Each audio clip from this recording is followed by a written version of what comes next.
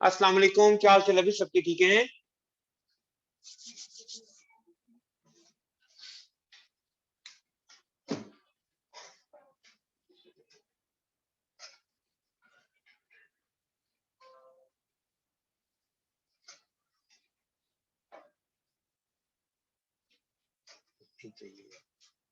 हम लोगों ने कल टाइम वैल्यू ऑफ मनी का प्रिंसिपल देखा था। सिंपल पे बैक भी कल ही पढ़ा आपने? सिंपल पे बैक भी पढ़ा और कॉस्ट का भी पढ़ा, तो वेक्टर का यूज बस प्रेजेंट वैल्यूज निकालना है ना, टेक्निक ही पढ़ी फिर ना हमने एनपीवी। हाँ, तो मतलब है हमने सिर्फ क्या किया है, टाइम वैल्यू ऑफ मनी का। अच्छा सर, वेडनेसडे को छुट्टी भी होती ना यार। सही है, मैं कहूँ फ्राइडे आ गया है, मंडे इंट्रोडक्शन हो गया, तो आज 3 क्लासों के अंदर मैंने अभी तक सिर्फ टाइम वैल्यूज पर नहीं किया।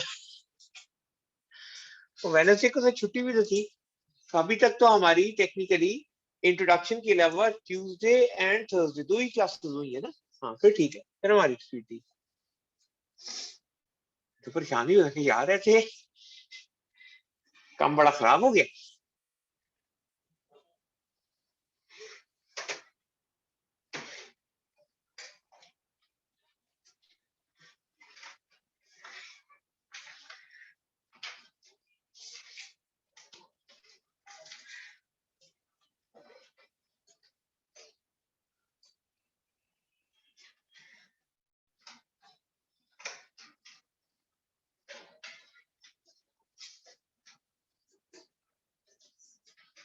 एनपीवी आज हमने भी पढ़ना है ना। बहरहाल आपको सिंपल पे बैक से रेलिवेंट, क्योंकि इसका मतलब है कल कल हमने क्या कवर किया होगा। फिर एक आजकल प्रॉब्लम ये हुई है, एक आप लोगों की क्लास है, उस पर भी यही टॉपिक पढ़ा रहा हूँ मैं। स्टैंडर्ड वालों को इस दफा मेरा इरादा ये था कि वो उसमें स्टूडेंट कम होते हैं तो इसी के साथ जो है ना कुछ टॉपिक कवर करवा दूंगा, लेकिन उनकी खैर कोई क्लैश आ गया तो वो मर्ज नहीं हो सकता। लेकिन उसको माइंड में रखते हुए मैंने उनको पहले वर्किंग कैपिटल का एक टॉपिक था वो कवर करवा दिया था कि बाय द टाइम जब आपकी क्लासेस शुरू हो तो ये टॉपिक उनके साथ भी वो मर्ज, कुछ टॉपिक्स के लिए मर्ज करना, कुछ क्लासेस के लिए जरा मर्ज करना आसान हो। स्पेशली रमजान में मुझे था कि इतना बोला नहीं जाएगा तो मुझे रिलीफ मिल जाएगा। वो खैर क्लैश की वजह से वो हो नहीं सका, तो वो मेरा क्या कहते हैं वो फेलियर तो हो गया मेरा। लेकिन उसकी वजह से क्या है, वहां पर भी यही टॉपिक चल रहा है। अच्छा, फिर मेरे 2 सेक्शन एडवांस फाइनेंशियल मैनेजमेंट पे, वहां पे भी रिफ्रेशर भी चल रहा है एफएम के यहाँ, यानी इन्वेस्टमेंट अप्रेजल ही पढ़ा रहा हूँ। तो मैं अब सुबह, ये सुबह 9:30 बजे से लेके शाम को 5:30 बजे तक यही टॉपिक पढ़ा रहा हूँ, और चारों सेक्शन थोड़ा थोड़ा आगे पीछे। इसलिए हर सेक्शन में मैं भूल जाता हूँ कि यार अच्छा आपकी सेक्शन में मैंने कल क्या पढ़ाया। अब कल मैंने एक सेक्शन में एनपीवी डिस्काउंटेड पेबैक पढ़ा है, एक में कैश फ्लोज कैसे कंस्ट्रक्ट करवाने वहां पर पहुंचे हुए, एक में कहीं और। लेकिन चारों ही सेक्शन एक करीब करीब है, जिससे मुझे पूछ रखती है यार कौन सी क्लास थी आपकी, कौन से वाले थे आप। सो एनीवे, इसका मतलब ये है कि कल जैसे कि आप बता रहे हैं कि कल हमने time value of money cover किया, दैट शुड मीन कि कल हमने कवर किया सिंपल पे बैक, और हमने क्या कवर किया जी, बहुत अच्छे। मैं तो था ही था, ਤੁਸੀਂ अपना F2 ਚ ਵੜ ਜਾਓ, टाइम सीरीज एनालिसिस। F2 पास कर लिया है कब का, फिर टाइम सीरीज क्यों याद आ गया। और हमने जब पे बैक पीरियड कवर किया तो हमने कैश फ्लोज की assumption भी कल कवर की थी। अब मुझे याद आना शुरू किया आपकी क्लास में जब था, तो assumptions ऑफ कैश फ्लोज भी कवर की थी। फिर हमने पे बैक पीरियड कैलकुलेट कैसे करते हैं, डिसीजन कैसे करते हैं, उसके एडवांटेजेस क्या है, डिसएडवांटेजेस क्या है, ये देखते। और फिर हमने कॉन्सेप्ट कवर किया था टाइम वैल्यू ऑफ मनी का, जिसकी बेसिस पर हमने लर्न किया था कि प्रेजेंट वैल्यूज कैसे निकालते। हमने ये भी देखा कि प्रेजेंट वैल्यूज हमने मैन्युअली कैसे कैलकुलेट कर सकते हैं, और हमें अगर स्प्रेडशीट पे करना हो, एक्सेल पर करना हो, तो कैसे करें। तो यहां तक अभी जितना हमने कवर किया उसको आपने रिवाइज किया, उसमें कोई क्वेश्चन तो नहीं है जी, कोई सवाल तो नहीं है, अभी तक सब ठीक चल रहे हैं ना। किसी को कोई इश्यू तो नहीं आ रहा ना समझने में? जरा सोए वालों को भी पूछ लें। वैसे कोशिश करते हैं डिस्टर्ब ना ही करें, लेकिन मैं कह रहा हूँ यही 1-1.5 हफ्ता डिस्टर्ब कर ले, रमजान में तो उनको डिस्टर्ब करना बिल्कुल भी मुनासिब नहीं। तो उनसे पूछ लेते हैं। अब्दुल कदीर, मैं अगर आपसे पूछूं कि आपका कोई सवाल तो नहीं है, तो आप डिस्टर्ब तो नहीं होगे ना? नींद से बेदार तो नहीं हो जाओगे ना? क्यों अहमद,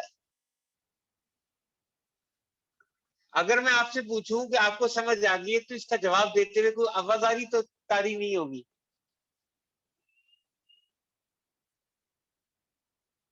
क्यों जैफा, कोई नींद में खलल तो पैदा नहीं होगा? क्यों आमना, कोई ख्वाब तो नहीं टूट जाएगा दरमियान में? अच्छा ख्वाब देख रहे हो तो पता लगे मैंने सवाल कर दिया।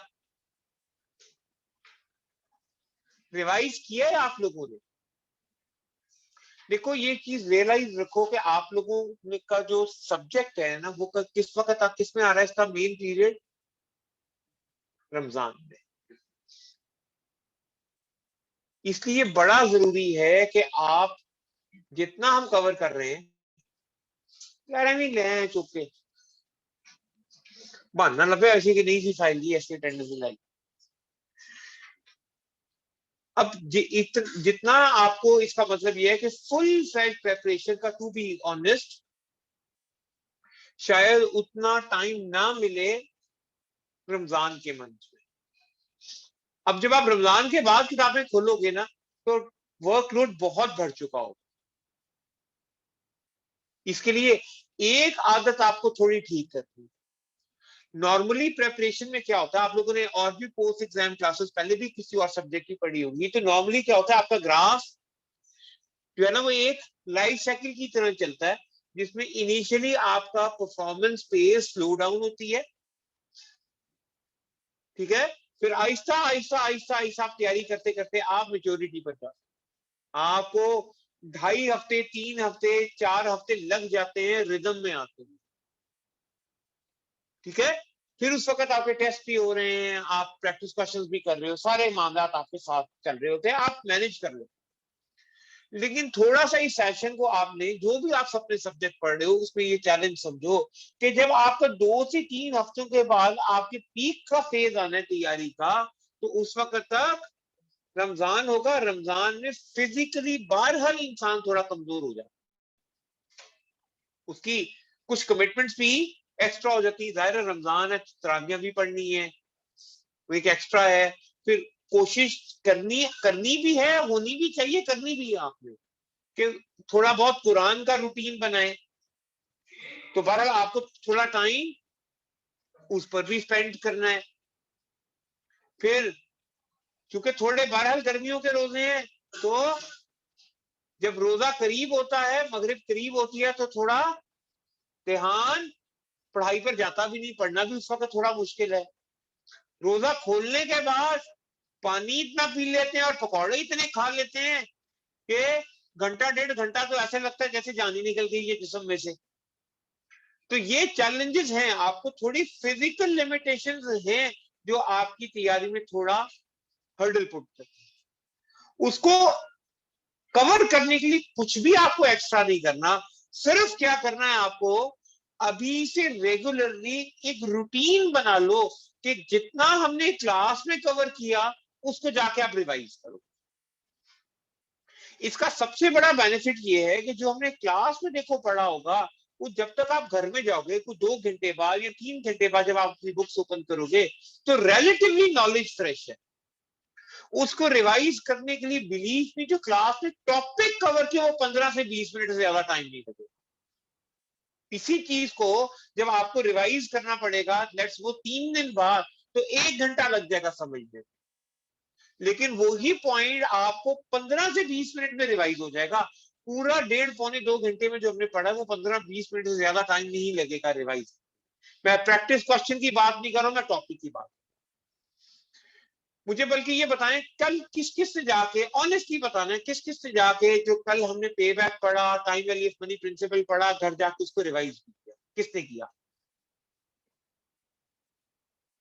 पूरी क्लास में सिर्फ एक है। ऑनलाइन वालों ने तो क्लास में नहीं पढ़ा होता, इन्होंने कहां जाके रिवाइज किया होगा। जिस तरह अरीज से सवाल मैंने नहीं किया ऑनलाइन में बैठे, अरीज से सवाल नहीं किया, उनका जवाब भी नहीं आया, सोए में। क्या जितना ही डरावना ख्वाब क्यों ना देख रहे हैं, नींद नींद होती है भाई। तो सिर्फ आपने किया रिवाइज, बाकियों ने क्या, मतलब डायरी लिखवाया करें स्कूल में बच्चों की तरह, डायरी ओपन करने लिखें, उसमें लिखें do revise cash flows and time value of principle at your home है। यहाँ होम असाइनमेंट मिलेगी तो बस वही करनी है, नहीं, आपने टॉपिक को साथ साथ रिवाइज करना है। इनफैक्ट होम असाइनमेंट के बारे में तो मैं आपसे रिक्वेस्ट करूंगा कि जब आप हम होम असाइनमेंट में आपको एलोकेट करूंगा, उस वक्त फिर आपने टॉपिक को थोड़ा रिकॉल करके क्वेश्चंस करें। देखो डायरेक्टली क्वेश्चंस करने फायदा तो है, लेकिन डायरेक्टली क्वेश्चंस होते नहीं है उस वक्त, क्योंकि जब तक आपको टॉपिक नहीं आता आप सवाल नहीं कर पाओ। तो इसके लिए आपने एक तो रेगुलरली टॉपिक को रिवाइज, सवाल बहरहाल मैंने आपसे ये पूछा था कितना टाइम आपको लगा कल का लेक्चर रिवाइज करने? 20-25 मिनट, इतना ही लगा ना? इतना ही मैं आपसे कह रहा हूं कि आपको टाइम लगे। पूरा टॉपिक में जो हमने बातें पढ़ी हैं उसको रिकॉल करने में, रिवाइज करने में 20 से 25 मिनट से ज्यादा आपको टाइम। तो एफएम में प्रैक्टिस क्वेश्चंस के अलावा जब मैं आपको क्लास का प्रैक्टिस क्वेश्चन करवा रहा हूं, उसमें आपने जरूर घर जाके देखें, लेकिन जब हम प्रैक्टिस क्वेश्चन होम असाइनमेंट मिली, वो होम असाइनमेंट जरूर करें। लेकिन उसके अलावा जब मैं आपको रेगुलर करवा रहा हूँ, क्लास के टॉपिक अभी हम जैसे पढ़ रहे, उसमें 20 से 25 मिनट आप लोगों ने जरूर देने हैं, ताकि वो टॉपिक साथ साथ रिवाइज हो। इससे जब आप होम असाइनमेंट में जाओगे वर्कलोड कम होगा, ना सिर्फ होम असाइनमेंट में वर्कलोड कम होगा बल्कि काम करने की आदत भी होगी। क्योंकि अगर होम असाइनमेंट में मैं आपको कहता हूँ कि फॉर एग्जाम्पल आपने 3 सवाल करने हैं, ये 3 क्वेश्चन मैं आपको होम असाइनमेंट में दे रहा हूँ। अब आपने पिछले अगर 1 हफ्ता पढ़ा ही नहीं है, तो पढ़ने की, घर पे पढ़ने की तो आदत ही नहीं है, टाइम एलोकेट करने की तो आदत ही नहीं है, फिर अचानक से जब आपको 2 घंटे बैठना पड़ेगा, वो आपसे होगा ही नहीं। अब ये एक क्या है, एक एटम बम की तरह ना, एक चेन ऑफ रिएक्शन है। एटम बम की क्या फिलोसफी है, एटॉमिक एनर्जी की क्या फिलोसफी है? वो एक, क्या कहते हैं, प्रोटॉन बर्स्ट होता है ना, तो उससे क्या होता है, चेन रिएक्शन शुरू होता है। वो चेन के अंदर वो एयर के साथ मिक्स होके वो बर्स्ट होना शुरू हो जाते हैं, जिससे एटॉमिक रिएक्शन क्रिएट होता है। ये आपके एफएम के अंदर ये छोटा सा एटम है कि आपने घर जाके इसको रिवाइज करना है। आप ये नहीं करते, यहां पे गड़बड़ होती है, तो फिर ये चेन रिएक्शन शुरू होगा कि ना आपको टॉपिक के पास में जाके मेरी बात समझ आना बंद हो जाएगी, आपको क्लास के प्रैक्टिस क्वेश्चंस नहीं होंगे, और करते करते बाय द टाइम जब आप एग्जाम में जाओगे ट्रबल बहुत बड़ा होगा। ये आप साथ साथ रिवाइज करते जाओ, बिलीव में हंसी खुशी आपका एफएम अच्छे नंबरों से पास हो। मेरे पास ऑनेस्टली स्पीकिंग कोई जादू की छड़ी नहीं है कि मैं आपको आखिरी दिन झूम बाबा, कोई पीर बाबा के क्या कहते हैं मंत्र शंत्र पढ़ूंगा, कोई फूके शूके मारूंगा, कोई धुआं शुआं सुंगाऊंगा और कहूंगा जा बच्चा जा पास होएगा तेरा। मेरे पास ऐसी कोई जादू की तरीका नहीं। मेरे पास सिर्फ एक ही तरीका है कि मैं कोशिश करता हूं कि आपको अच्छे तरीके से बात समझा। अब आगे आप, लेकिन आप लोगों ने खुद मेहनत, ठीक है? एक अच्छा टीचर मुझे लगता है क्या कर सकता है, अच्छे तरीके से समझा सकता है, मुश्किल चीजों को आपके लिए आसान बना सकता है। लेकिन आसान बना सकता है, आपको आपके दिमाग में घुसा नहीं सकता। उस दिमाग में घुसाना आपने खुद किया, ठीक है? पता नहीं होते होंगे कोई जो बहुत ही अच्छे टीचर हैं जो घुसा भी देते होंगे, मेरे में वो स्किल्स नहीं। मैं माजरत है मेरी तरफ से। अच्छा जी, आज हम हमने सबसे पहले कॉन्सेप्ट हम लर्न करेंगे, टेक्निक्स पर वापस आ रहे हैं। हमारी 3 टेक्निक्स रह चुकी हैं, जो कि कौन कौन सी है, नेट प्रेजेंट वैल्यू और डिस्काउंटेड पेबैक और the internal rate of return. तो पहले बार नेट प्रेजेंट वैल्यू की करूंगा मैं, फिर मैं बात करूंगा आईआरआर की, और एक टॉपिक मैं आपको नहीं पढ़ाऊंगा, वो मैं आपको दे रहा हूं कि आपने खुद तैयार कर। बता दूंगा मैं, कोई इंशाल्लाह मुश्किल चीज नहीं है, लेकिन एक टॉपिक मैं आप लोगों को लिए दूंगा कि भाई ये आपने कल तक खुद तैयार करना है, इसको आप रीड करोगे, पढ़ोगे, समझ आ जाएगी, ना समझ आए तो मैं तो हूं ही। ये भी माइंड में रखना कि जब मैं आपको ये कहता हूँ कि आप ये टॉपिक रिवाइज करना है, या जो मैं आपको होम असाइनमेंट दे रहा हूँ या कोई प्रैक्टिस क्वेश्चंस करने को दे रहा हूँ, इसका पर्पस ये नहीं है कि आप उसको 100% सही सही कराओ। सही करना आपका रोल नहीं है। You are not responsible for doing everything right. The only thing that you should be responsible is that you should go home and try your best, give your best.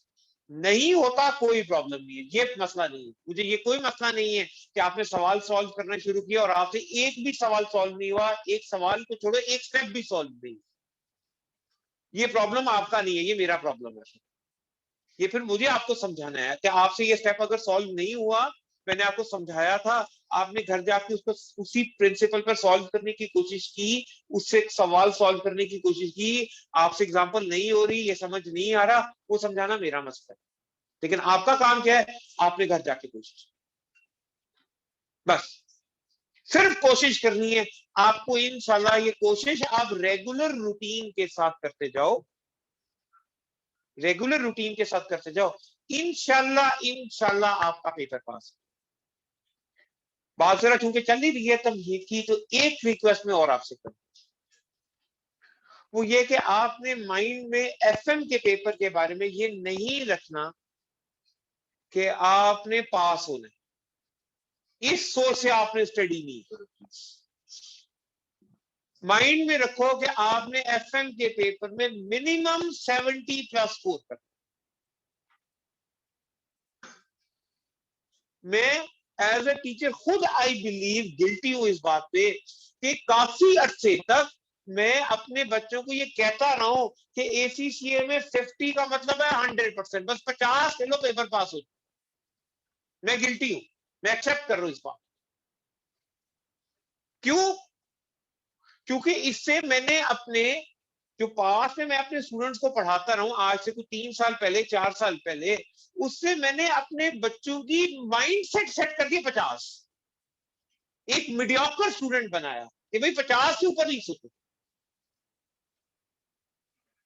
ठीक है। उसका सबसे बड़ा पेपर में नुकसान क्या है कि जब आप सोच ही 50 रहे हो और उसमें अगर गड़बड़ हो जाए तो कितने नंबर आते हैं? 30 छोड़ो, एक दो नंबर भी कम, 48 फेल। 20 नंबर कम होने की जरूरत नहीं है। जिसके 20 नंबर कम है वो तो मेरे में से है ही नहीं, उसको तो मैं जानता ही नहीं, ठीक है। क्योंकि किसी ने सिर्फ रेगुलर क्लासेस लेनी हो, कुछ भी ना की हो, ऐसे बाजू बंद करके बस ध्यान से क्लासेस ले रही हो, तो उसके 35-40 नंबर आ जाते हैं। अब अगर किसी के 30 आए हैं तो इसका मतलब है ना मैं उसको जानता हूं ना वो मुझे जानता है, ठीक है। बहरहाल विजन अपना 70 के ऊपर रखो, और ये पेपर एक ऐसा है जिसमें आप अच्छा स्कोर कर सकते हो। आप में से कौन कौन से है जो बीएससी करना चाहते हो, ओबीयू वाला? बाकी उन्हें नहीं करना।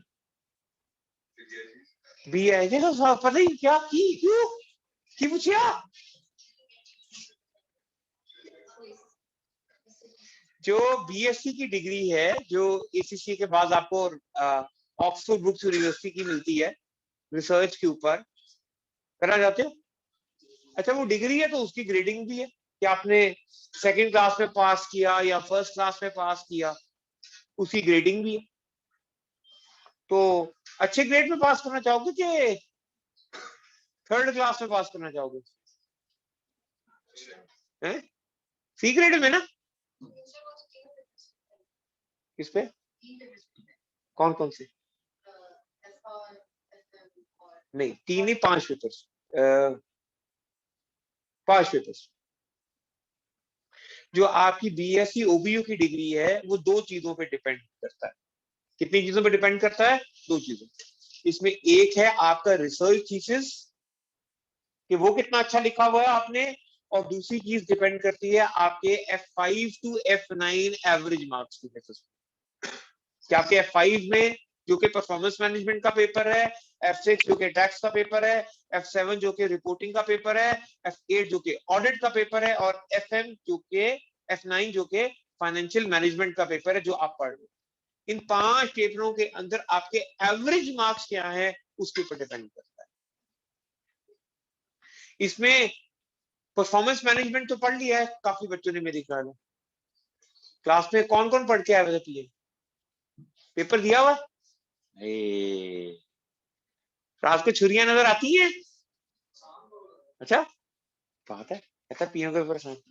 बहरहाल पीएम का पेपर जनरली मार्क्स स्कोर करने के पॉइंट ऑफ व्यू थोड़ा डिफिकल्ट। पीएम का पेपर मार्क्स स्कोर करने के पॉइंट ऑफ व्यू थोड़ा सा डिफिकल्ट। जनरली स्टूडेंट ऑडिट के पेपर में भी मार्क्स स्कोर करने के पॉइंट ऑफ से बात कर रहा हूं, थोड़ा स्ट्रगल करते हैं। लेकिन खैर ऑडिट में स्ट्रगल करने की वजह क्या है कि वो डिस्कसिव है, थ्योरेटिकल है। हमारे यहाँ हम जरा, हमारी इंग्लिश गोरों से ज्यादा बेहतर है, वो उनको समझ नहीं आती। बड़ी दफा कहा है कि जरा हमसे ट्यूशन लो ताकि हमारा पेपर मार्क किया करो, वो नहीं मानते, क्या करें। तो इस वजह से वहां पर क्या होता है कि हमारा कॉन्सेप्चुअली हम ठीक होते हैं, पॉइंट हमारा वैलिड होता है, लेकिन हम वो अच्छी कम्युनिकेट नहीं कर पाते, स्ट्रगल करते। तो ऑडिट के पेपर में मैंने देखा कि स्टूडेंट्स के जो थ्योरेटिकली अच्छा राइट लिख पाते हैं उनके तो मार्क्स बेहतर होते हैं, लेकिन बाकी लोग थोड़ा सा स्ट्रगल करते हैं, तो वहां भी मार्क्स आपके डिटेरिएटेड है। तो आपके 2 पेपर ऐसे हैं जो कि थोड़े से हैंडीकैप है। लेकिन इसी में मैं आपको बताऊं, ये जो आप पेपर पढ़ रहे हो, थोड़ी सी कंसंट्रेशन के साथ पढ़ लो, थोड़ी सी मेहनत के साथ कर लो, थोड़ा सा ध्यान दे दो, इसमें आप बहुत अच्छा स्कोर कर सकते हो। बिलीव मी, इसमें 80+ स्कोर करना बड़ी बात नहीं। अगर आप ये टारगेट लेके चलते हो ना कि मैंने FM में अपने 80 स्कोर करना है, ताकि वो F5 में अगर मेरे को खुदा ना खास्ता 50s में मार्क्स हैं, या F7 में 50s में मार्क्स हैं, तो मैं उसकी एवरेज को बेहतर कर लूंगा, मैं उसके मार्क्स को 65-70 की एवरेज में ले। तो इसमें आप 80 का टारगेट भी रख सकते, लेकिन कम से कम 70 का तो, इससे कम से कम पे जो है ना ये एक्सेप्टेबल आपके पास बात नहीं होनी चाहिए। ठीक है, तो बहरहाल टॉपिक भी शुरू कर लें। तो हमने अब बात शुरू करनी है दी नेट प्रेजेंट वैल्यू की। इससे पहले हम प्रेजेंट वैल्यूज कैसे कैलकुलेट करते हैं ये लर्न करते हैं। हमारी टेक्निक क्या है, टॉपिक्स जितने भी टेक्निक्स है उसको लर्न करने की, हमने सीखना है एक टेक्निक होती है उसकी एक्सप्लेनेशन, हमने लर्न करना है उसको कैलकुलेट कैसे करना है, हमने लर्न करना है उससे डिसीजन कैसे लेने हैं, और हमने देखने उसके pros and cons, advantages and disadvantages थे उसके। तो इसी पैटर्न के ऊपर आज हम एनपीवी और आईआरआर को एटलीस्ट कवर करें। बात शुरू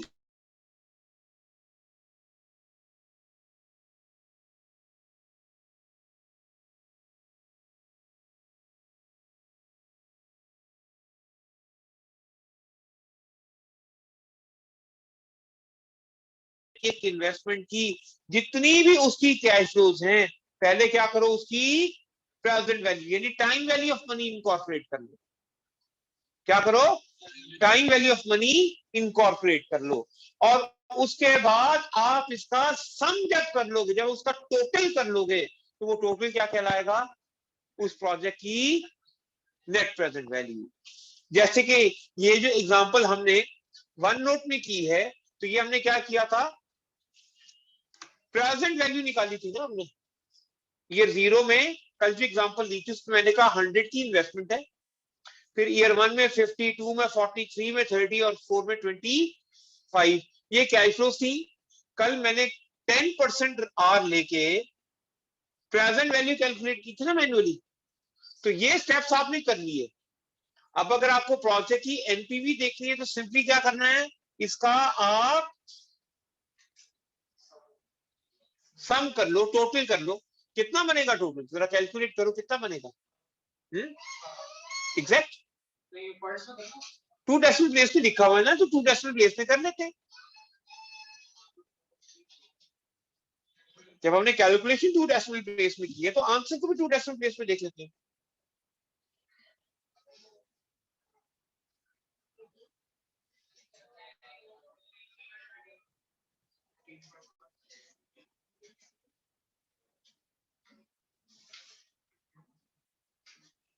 कितना आ रहा है? 18.1 एग्जैक्ट। 18.1 ये मैंने टोटल किया ना, ये जो टोटल है 18.1, इसी को बोला जाता है एनपीवी, नेट प्रेजेंट वैल्यू। क्या बोलते हैं हम इसको? NPV, the net present value.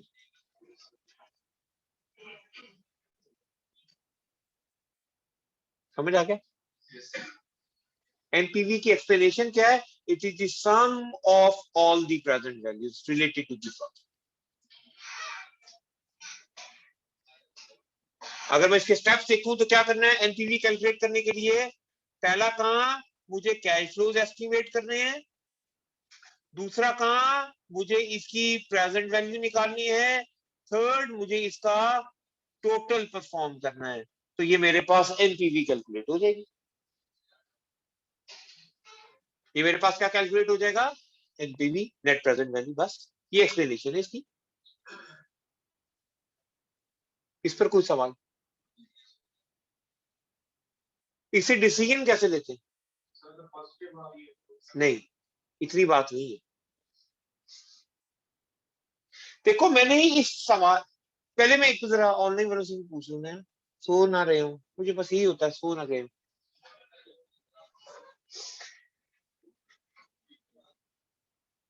Ahmad, कोई सवाल तो नहीं है? सॉरी, डिस्टर्ब तो नहीं ना कर रहा मैं?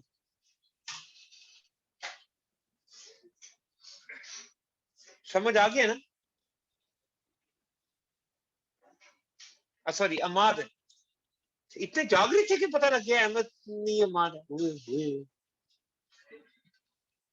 अच्छा, अब ध्यान से जरा समझ ले। एनपीवी बाय डेफिनेशन तो यही है, लेकिन एनपीवी कैलकुलेट करते हुए मैंने रेट का यूज किया 10%।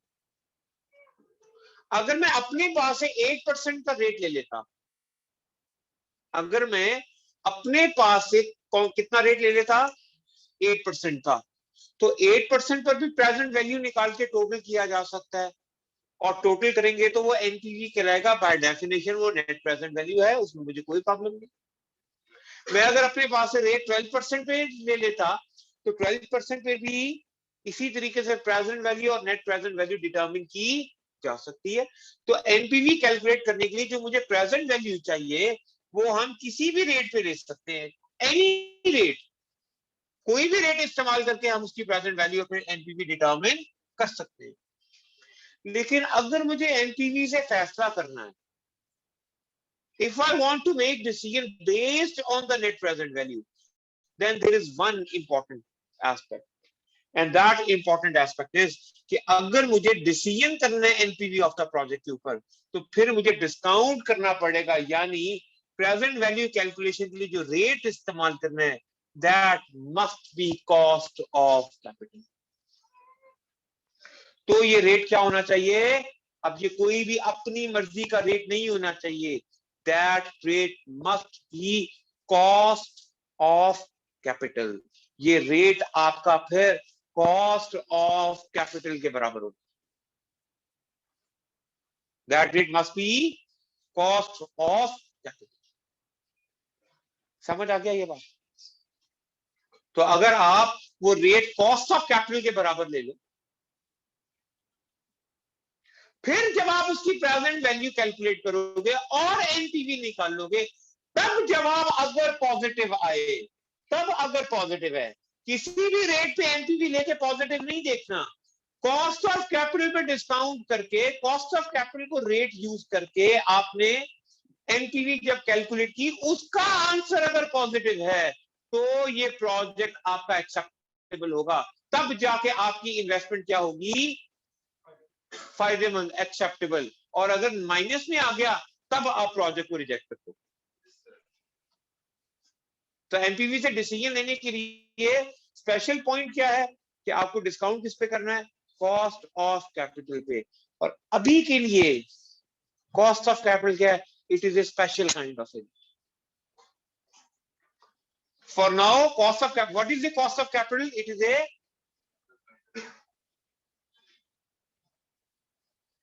Special rate. ये एक स्पेशल रेट है जो आपको गिवन होगा, जिसका मकसद होगा कि इस पर आप एनपीवी कैलकुलेट करके फैसला कर.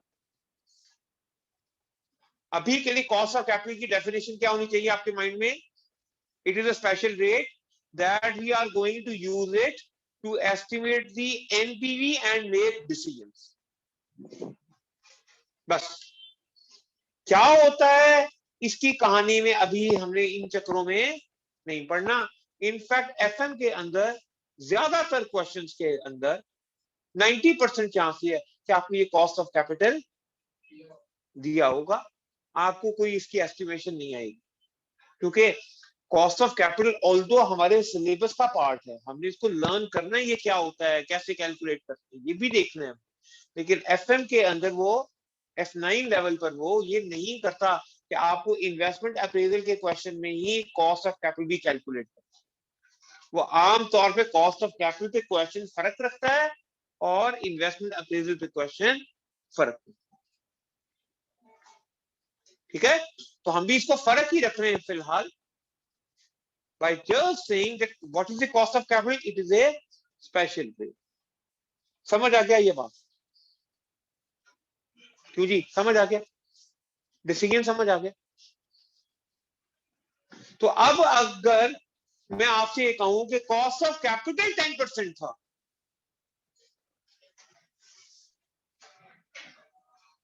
यार तू बाज आ जा, लास्ट कल से नहीं आएगा.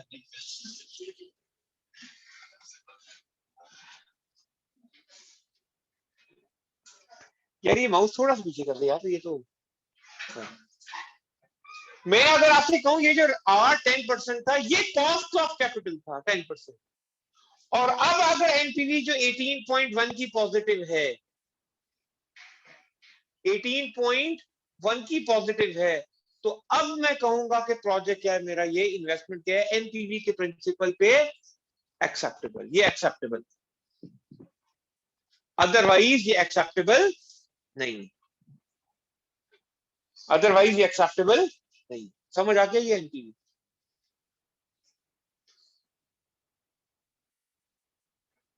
क्यों जी, समझ आ गया? इस पर कोई सवाल?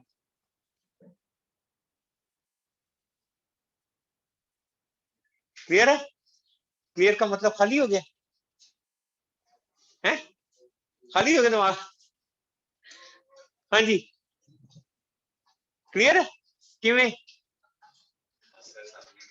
है? क्लियर है? समझ आ गया? क्या तू बगैर पढ़े कर समझ जाता, आने की जरूरत क्या तुझे?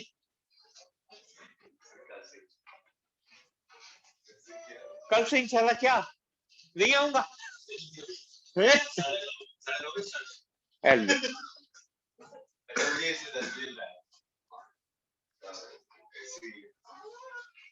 हाय हाय हाय हाय.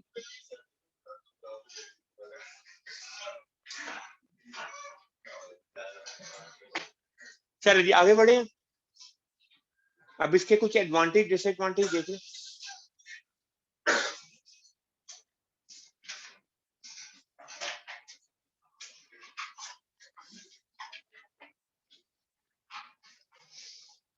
बल्कि नहीं, पहला सही. एडवांटेज क्या है एनपीवी मेथड को से डिसीजन करने का? एडवांटेजेस से पहले ये जहन में रखिएगा that it is the FM level पर, it is the strongest method to appraise the projects. ये सबसे स्ट्रॉन्गेस्ट मेथड है, सबसे बेहतर मेथड. एग्जाम के क्वेश्चन में अगर वो 2 या 3 मेथड्स आपको बता दे कि भाई एनपीवी से भी करो, ये अकाउंटिंग रेट ऑफ रिटर्न से भी कैलकुलेट करो, ये पे बैक भी निकालो, और एंड पे पूछा है कि अच्छा यार तीनों मेथड को इवेल्युएट करके बताओ फैसला क्या होगा, एक्सेप्ट करोगे या रिजेक्ट? और आप देखते हो कि एनपीवी कहता है एक्सेप्ट करो, एआरआर कहता है रिजेक्ट कर दो, पे बैक कुछ और ही कह रहा है, पे बैक कहता है कोई फर्क ही नहीं पड़ता. ठीक है, तो अब ऐसी सिचुएशन पे आप किसकी बेसिस पर डिसीजन करोगे? किसकी बेसिस पे करोगे? एनपीवी की बेसिस पे. क्यों? ये स्ट्रॉन्गेस्ट मेथड। आपको क्वेश्चन में 4 मेथड से इवैल्यूएट करने को कहा, सिर्फ एनपीवी कहता है प्रोजेक्ट को रिजेक्ट कर दो, फाइनेंशियली वायबल नहीं है। लेकिन आपने पे बैक निकाला, आपने अकाउंटिंग रेट ऑफ रिटर्न वगैरह उसने क्वेश्चन में दिया हुआ था, दोनों मेथड कहते थे प्रोजेक्ट एक्सेप्टेबल है, सिर्फ एनपीवी का मेथड कहता है कि नहीं प्रोजेक्ट को रिजेक्ट कर दो। तो क्या करोगे आप? रिजेक्ट कर दोगे। क्यों? क्योंकि एनपीवी की बात को आपने प्रेफरेंस देनी है, ये सबसे स्ट्रॉन्ग मेथड। अब वो क्यों है, उसके एडवांटेज से बात पता। पहली बात तो ये है कि अगर हम ऐसे प्रोजेक्ट करते हैं जिसकी एनपीवी पॉजिटिव है, तो उससे शेयर होल्डर की वेल्थ क्या होगी? मैक्सिमाइज। ये मैक्सिमाइज करेगा शेयर होल्डर की वेल्थ।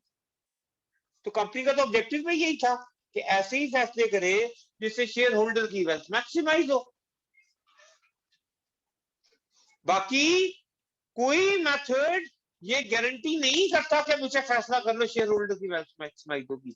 ये कहता है दिखा लो कि मेरे से, अगर आप मेरे मेथड से फैसला करोगे तो शेयर होल्डर की वेल्थ मैक्सिमाइज होगी। ठीक है। Second, it takes into account the concept of time value of money. हम प्रेजेंट वैल्यू की बेसिस पर ले रहे हैं, इसका मतलब आप देखो यहां पे हम time value of money consider कर रहे हैं, है ना। थर्ड, थर्ड के बजाय ना पहले फोर्थ और फिफ्थ को देख लेते हैं, थर्ड थोड़ा सा समझाने लगे। Fourth, unlike the payback period, the NPV takes into account the events throughout the life of the project. अब पेबैक में आपने क्या देखा था कि जब आपका रिकवरी हो जाती है इन्वेस्टमेंट की, तो उसके बाद प्रोजेक्ट में क्या वो हम देखते ही नहीं थे। इसका मतलब है होम whole life of the project को कंसीडर नहीं कर रहे थे। लेकिन एनपीवी के अंदर हमने whole life of the project की कैश फ्लो की प्रेजेंट वैल्यू बना के सम किया। इसका मतलब है पूरी लाइफ की इवेंट्स को कंसीडर किया जा रहा है ना। ये भी बेनिफिट है। और ये अकाउंटिंग रेट ऑफ रिटर्न से तो बाकी सारी मेथड बेहतर हैं। क्यों? क्योंकि accounting rate of return profit based method है जिसको मैनिपुलेट किया जा सकता है, जबकि एनपीवी भी कैश फ्लो बेस्ड मेथड है, ये कैश फ्लो की बेसिस पर निकालते हैं, इसको मैनिपुलेट नहीं किया जा सकता। ठीक है। ये अकाउंटिंग कन्वेंशन से डिस्टॉर्ट नहीं हो जाएगी इसके रिजल्ट, इसमें आप बायसनेस के चांसेस कम। ये क्या है इसके एडवांटेज।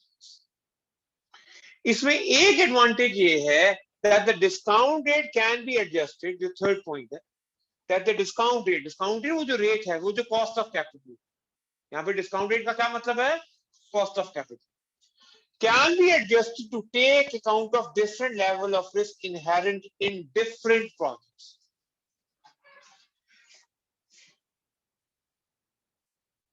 होता ये है कि जब हम एक कंपनी प्रोजेक्ट कर रही है तो हर प्रोजेक्ट में नेचर ऑफ रिस्क फर्क है,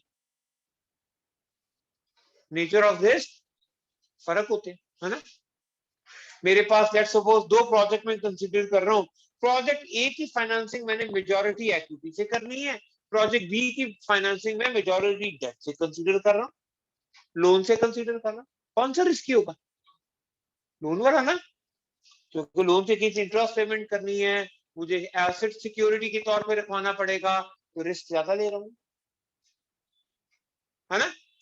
सिमिलरली और प्रोजेक्ट की नेचर में रिस्क हो सकते हैं। एक प्रोजेक्ट है जो मेरे प्रोडक्ट यूनिट बना रहा हूं, जो मैंने यूनिट प्रोड्यूस करना है, वो इनहेरेंटली ज्यादा रिस्की नहीं है। लेकिन दूसरी जो कमोडिटी मैंने बनानी है वो इनहेरेंटली ज्यादा रिस्की है, क्योंकि उसमें फॉर एग्जांपल गवर्नमेंट रेगुलेशंस बहुत ज्यादा आ जाती है। उसमें जरा गवर्नमेंट की रेगुलेशन से हिलो तो उसमें गवर्नमेंट पेनल्टी इंपोज कर देती है। जो प्रोडक्ट ए बना रहा हूं, जो प्रोजेक्ट ए कर रहा हूं, उसमें ऐसे कोई चक्कर नहीं है। या जो मेरा प्रोजेक्ट बी में कमोडिटी है, प्रोडक्ट बनाकर सेल करनी है, वो क्या कहते हैं, हाईली सेंसिटिव है, यानी प्राइसिंग डिसीजन से उसकी डिमांड में बहुत ज्यादा फर्क पड़ जाता है, इकोनॉमिक कंडीशन से बहुत ज्यादा उस पर असर आ जाता है। लेकिन प्रोडक्ट ए के बारे में जो सोच रहा हूं, हो सकता है इकोनॉमिक फैक्टर की वजह से उस पर कोई ज्यादा फर्क ना पड़ता, उसकी डिमांड कंसिस्टेंट ही हो। इसका मतलब क्या होगा? प्रोडक्ट ए मेरी रिलेटिवली सेफ है, इन्वेस्टमेंट ए मेरी रिलेटिवली सेफ है, इन्वेस्टमेंट भी मेरी रिस्की है। लेकिन जब मैंने उसके कैश फ्लो एस्टिमेट किए दोनों बराबर है, तो क्या दोनों एक्चुअली प्रोजेक्ट बराबर है? जबकि कैश फ्लो दोनों के बराबर आ रहे हैं, प्रोजेक्ट ए के भी बी के भी, लेकिन मुझे पता है कि प्रोजेक्ट बी रिस्की है, प्रोजेक्ट ए कम रिस्की। कैसे डिफरेंशिएट करूं? तो एनपीवी का मेथड डिफरेंशिएट कर सकता है। वो कैसे? कि जो हम कॉस्ट ऑफ कैपिटल यूज करते हैं ना, वो फर्क होगा, वो फर्क होगा। प्रोजेक्ट बी का फर्क होगा, प्रोजेक्ट ए का फर्क होगा।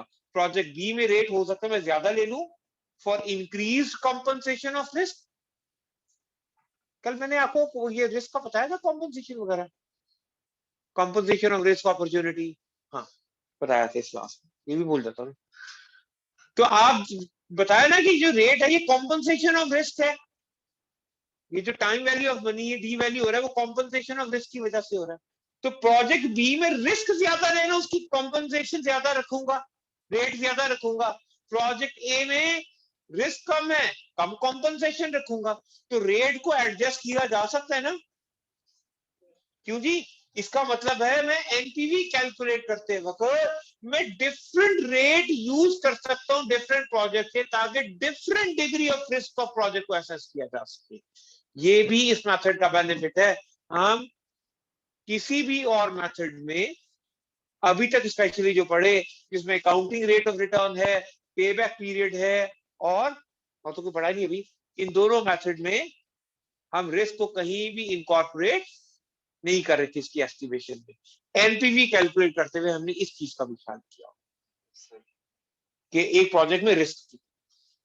समझ आ गया बात? ये क्या है? नेट प्रेजेंट वैल्यू के एडवांटेजेस। एक मर्तबा स्क्रीन पर ही गो थ्रू कर लो और देखो कोई ऐसा एडवांटेज है जो समझ नहीं आया।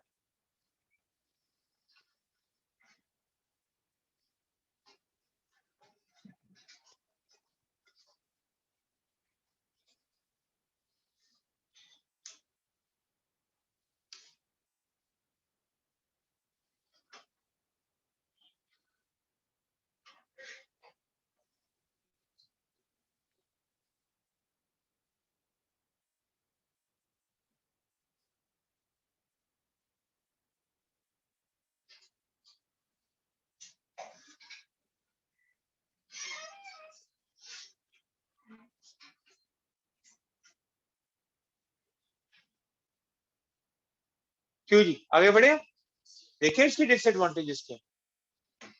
डिसएडवांटेजेस भी है।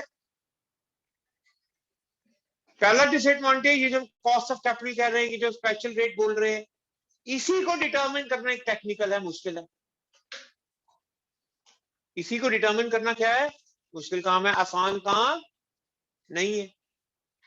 अब अगर ये आसान नहीं है इस करेक्ट कॉस्ट ऑफ कैपिटल को डिटरमिन करना, तो क्या एनपीवी को कैलकुलेट करना आसान होगा? नहीं। हमें तो रेट गिवन है ना, अगर रेट भी हमें खुद एस्टिमेट करना है तो एनपीवी से इवेल्युएट करना, इसको कैलकुलेट करना इजी जॉब नहीं है। So it is difficult to calculate. Second drawback क्या है?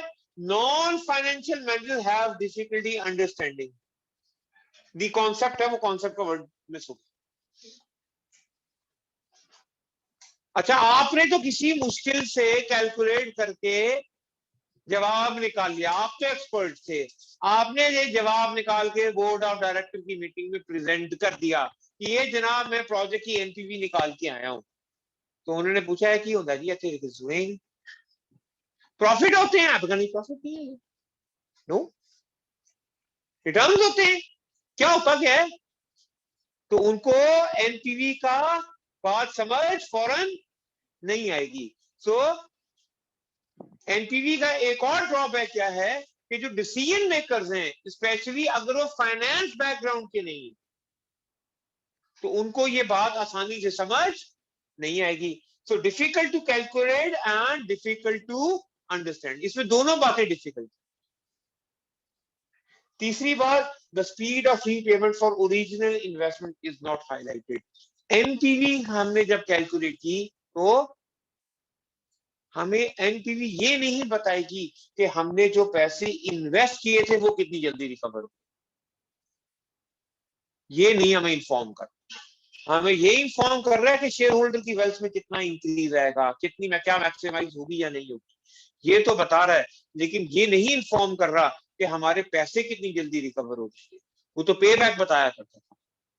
स्पीड ऑफ रिकवरी कौन सा मेथड बताता है? पे बैक। एनपीवी ये इंफॉर्मेशन हमें प्रोवाइड नहीं कर। इसको हम बात को कंटिन्यू कर सकते हैं कि अगर लिक्विडिटी प्रॉब्लम्स हैं या अनसर्टेनिटीज हैं, यहाँ पे बिजनेस ये चाहता है कि उसकी रिकवरी जल्दी हो जाए, तो एनपीवी ये इन्फॉर्म नहीं कर रहा कि भाई पैसे कितनी जल्दी रिकवर हो रहे हैं, ये इंफॉर्मेशन ही प्रोवाइड नहीं कर रहा, ये इंफॉर्मेशन प्रोवाइड हमें नहीं कर रहा। ठीक है, ये इसके क्या है कुछ डिसएडवांटेजेस। समझ आ गया आपको? ये क्यों जी, समझ आ गया?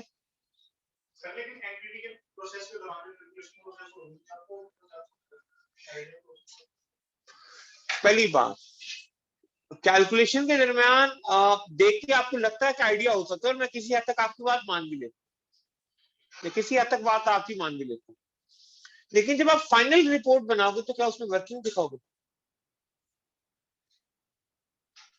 नहीं। तो फाइनल रिपोर्ट जानी है डिसीजन मेकर के पास, उन्होंने देखनी है ये चीजें, तो उनको रिपोर्ट में ये बात कहीं नजर नहीं आती। आपके पास बैक एंड ऑफिस में तो वर्किंग मौजूद होगी, वर्किंग पेपर पे या स्प्रेडशीट पे जो एक्सेल की फाइलें बनाई हुई ना डिटेल वर्क, वहां से देखे आप तो कैलकुलेट कर लोगे भाई, आप तो कैलकुलेट किया, आप तो फिर दोबारा डेटा लाके पेवर भी कैलकुलेट करके ले आओगे बात। लेकिन अगर आप सिर्फ नेट प्रेजेंट वैल्यू कैलकुलेट करके ले आते हो तो ये एनपीवी का मेथड नहीं है इन्फॉर्म। ठीक है जी, यहां तक और कुछ सवाल?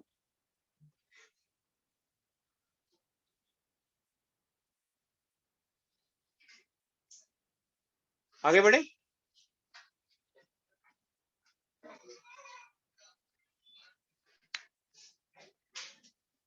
तो जी आगे बढ़े। अब हमारा अगला मेथड है, वो खुद देखते हैं यार एक तो।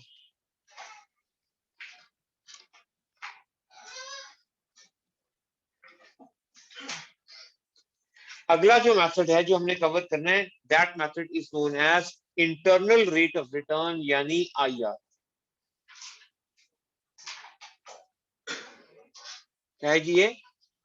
IRR, the internal rate of return. ये क्या मेथड है जी? ये क्या मेथड है जी? Cash flow. आईआरआर हमें क्या बताता है? ये हमें रेट ऑफ रिटर्न नहीं बताता, हमें प्रोजेक्ट का क्या बताता है? ये रेट ऑफ रिटर्न, कि कितने परसेंटेज रिटर्न मिली, यानी इसका भी आंसर किस में आना है? परसेंटेज। अच्छा, एआरआर हमें क्या बताता है? अकाउंटिंग रेट ऑफ रिटर्न हमें क्या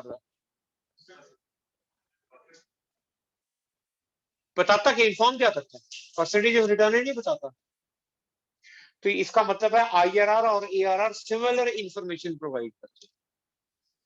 आईआरआर और एआरआर सिमिलर इंफॉर्मेशन प्रोवाइड करें, दोनों क्या बताते हैं? प्रोजेक्ट का रेट ऑफ रिटर्न। क्या बताते हैं? प्रोजेक्ट का रेट ऑफ रिटर्न। फर्क क्या है दोनों में? फर्क यह है कि जो आपका अकाउंटिंग रेट ऑफ रिटर्न था ना, वो है एक प्रॉफिट बेस्ड मेथड। वो प्रॉफिट्स को इस्तेमाल करके, प्रॉफिट्स को यूज करके रेट ऑफ रिटर्न बताता था, जबकि आईआरआर जो है वो प्रॉफिट्स नहीं, ये मेथड कैलकुलेट करेगा कैश फ्लोज को यूज।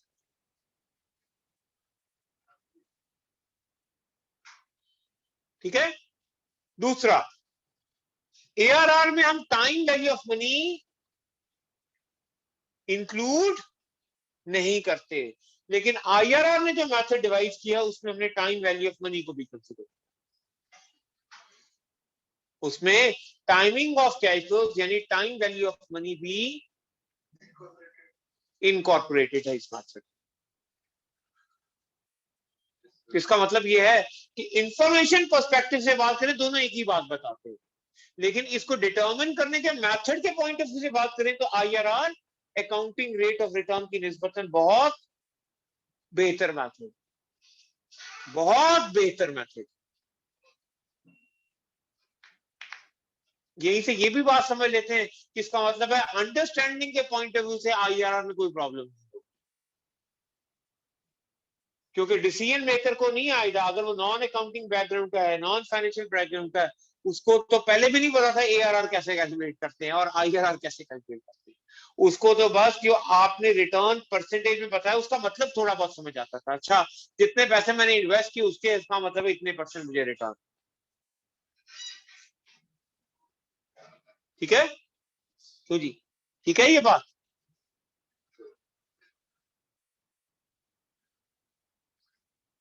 ये आईआरआर की डेफिनेशन है कि ये क्या बताता है प्रोजेक्ट का रेट ऑफ रिटर्न, लेकिन इसका एक कैलकुलेटिव फीचर है। याद रखेंगे डेफिनेशन नहीं है, ये क्या है, कैलकुलेटिव फीचर है कि अगर मैं आईआरआर एक प्रोजेक्ट का सही सही कैलकुलेट कर लूं और उसके बाद उसकी एनपीवी कैलकुलेट करूं तो इसकी एनपीवी 0 के बराबर। किसके बराबर होगी उसकी एनपीवी? 0 के बराबर। ये उसका एक कैलकुलेटिव पर्सपेक्टिव है कि जब भी मैं आईआरआर के ऊपर डिस्काउंट करके नेट प्रेजेंट वैल्यू कैलकुलेट करूंगा उसकी नेट प्रेजेंट वैल्यू 0 के बराबर होगी। ये काफी आगे जाके जब हम कॉस्ट ऑफ कैपिटल बल्कि फाइनेंस का टॉपिक पढ़ेंगे तब जाके अगर किसी को याद रहा और किसी ने पूछ लिया तो उसको समझाऊंगा कि क्यों ऐसा हो। अभी मैं आपको ये वजह नहीं बता सकता, अभी बहुत नॉलेज इसके लिए चाहिए। ठीक है, इतनी इंपॉर्टेंट बात भी नहीं है कि जी समझना बड़ा जरूरी था, इसके बगैर एफएम पेपर में समझ नहीं आएगी, तो कोई इतना इंपॉर्टेंट भी नहीं।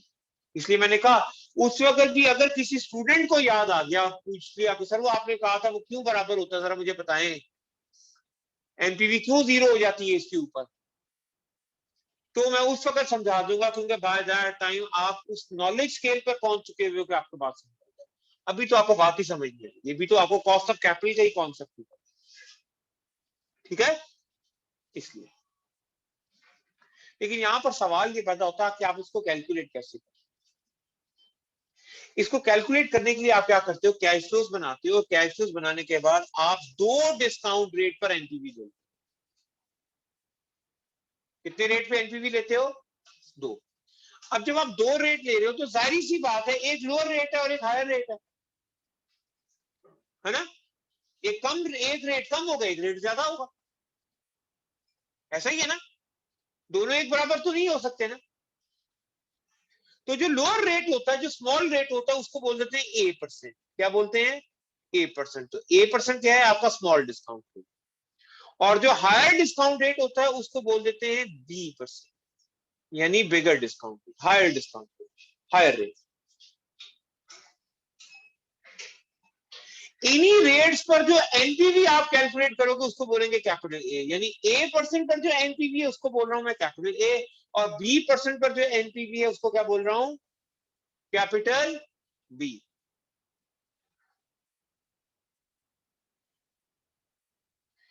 A% जो कि आपका स्मॉल डिस्काउंट रेट है, आपने कोशिश करनी है ये डिस्काउंट रेट इतना छोटा हो, इतना स्मॉल हो कि जब आप इसकी एनपीवी कैलकुलेट करें तो कोशिश करें कि वो पॉजिटिव ना आए तो मसला नहीं है, यूज कर लेना, यूज कर लेना, ना आए तो मसला नहीं है, लेकिन कोशिश करनी है कि उस पर एनपीवी क्या हो?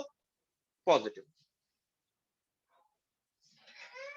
और जो बिगर डिस्काउंट रेट है, जो बड़े वाला डिस्काउंट रेट है, उस पर कोशिश करनी है कि जब आप उसकी प्रोजेक्ट की एनपीवी कैलकुलेट करो तो उसका आंसर हो माइनस। वंस अगेन कोशिश कर लेना है, पेपर में अगर ना हो तो फिर आपने अपना आंसर सॉल्व करना है, क्योंकि एग्जामिनर ने सीआर में आपका प्रोसेस देखना है, वैल्यूज एग्जैक्टली क्या क्या है, कौन कौन सी वैल्यूज की, उसके लिए ज्यादा कंसर्न नहीं है, उससे ये देखना है आपको आईआरआर कैलकुलेट करना आता है कि नहीं। ठीक है ये बात। स्मॉल डिस्काउंट रेट पर कोशिश की एनपीवी पॉजिटिव है, बिगर डिस्काउंट रेट पर एनपीवी कोशिश की नेगेटिव। अब यहाँ पे बच्चों के जहन में सवाल ही आता है कैसे पता लगेगा कि स्मॉल रेट कौन सा लेना है और बिगर रेट कौन सा लेना है, वो कैसे पता लगेगा? तो उसमें मैं ये कहता हूँ कि आप पहला रेट तो रेंडमली कोई भी ले लो, 10-12% जो माइंड में आता है ना वो ले लो। या हो सकता है आप IRR रिक्वायरमेंट बी में कैलकुलेट कर रहे हो और रिक्वायरमेंट ए में तो किसी एक रेट से एनपीवी आप पहले ही निकाल चुके हो, बस वही डेटा यूज कर रहे हो। आपको दोबारा नए रेट लेने की क्या जरूरत है, एक रेट में जवाब मौजूद है उसको यूज कर। तो एक रेट तो कोई भी ले लो। अब जो भी आपके माइंड में रेट आया, मिसाल के तौर पर 12% आया और आपने उस पर एनपीवी निकाली और वो एनपीवी आई नेगेटिव, क्या आई, नेगेटिव, तो आपको पता लग गया अच्छा इस पे आंसर चूंकि माइनस में आ गया, ऐसा करता हूँ 12% को मैं हायर रेट मान लेता हूँ, बिगर रेट मान लेता हूँ, दूसरा रेट जरा कम वाला ले लेना, दूसरा स्मॉल वाला ले लेना, फिर बिगर रेट मिल गया स्मॉल वाला ले लो फिर आप। और अगर इसी 12% पर एनपीवी क्या थी, पॉजिटिव, तो फिर आप ये मान लेना अच्छा इसका मतलब है मुझे स्मॉल रेट मिल गया, इस पे एनपीवी मुझे पॉजिटिव मिल गया, अब हायर रेट यूज कर दिए, इस पे एनपीवी क्या हो मेरी नेगेटिव। तो आपके पास ये दो रेट इस तरीके से आ गए, दोनों रेट भी आ जाएंगे, दोनों रेट पर उनकी एनपीवी भी आ जाएगी, नेट प्रेजेंट वैल्यू भी आ जाएगी। अब नेक्स्ट आपने क्या करना है, जब आपके पास ये डेटा के इकट्ठा हो गया तो ये IRR का फॉर्मूला है, इस फॉर्मूला को अप्लाई करके आपने ये IRR the internal rate of return calculate कर लिया, internal rate of return calculate कर लिया। समझ आ गया? एग्जाम्पल से करें, मैं अब डायरेक्टली कंप्यूटर बेस्ड वाली एग्जांपल को ओपन कर रहा हूं जो हम कल लेके चल रहे थे, क्योंकि मैन्युअली तो एग्जांपल का डेटा उसका एक आंसर आप देख ही लो, आप देख ही लोगे ना, क्वेश्चन में हुआ हो, नोट्स में हुआ हो। हम स्प्रेडशीट पे डायरेक्टली देखते हैं ताकि ये भी लर्न करें कि एक्सेल में हमने इसको कैसे परफॉर्म करना। तो इसके लिए शीट ही ओपन कर लें, शीट मेरा ख्याल मैंने भेजी तो नहीं आपको,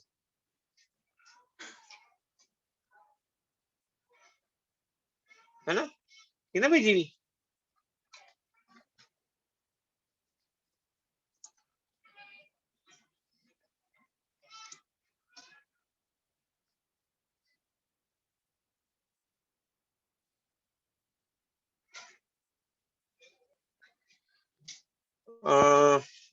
इसको जूम किस पे कर ले, 200 पे कर ले मेरा ख्याल है ना, नजर तो आए सही। हाँ।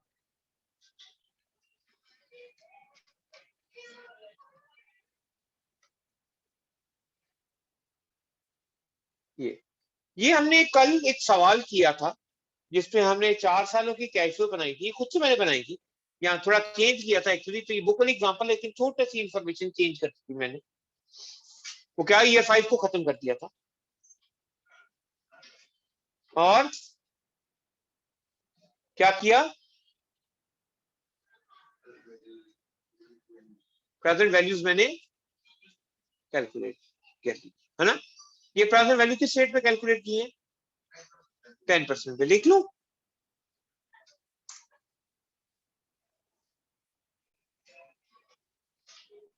लिख लो, रेट लिख लेते हैं। अब जब मैंने प्रेजेंट वैल्यूज कैलकुलेट कर ली और अब मुझे इसकी नेट प्रेजेंट वैल्यू जाननी है,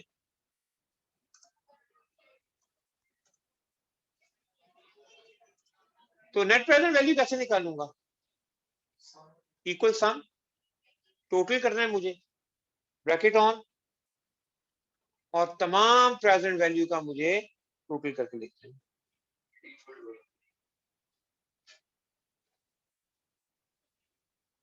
है।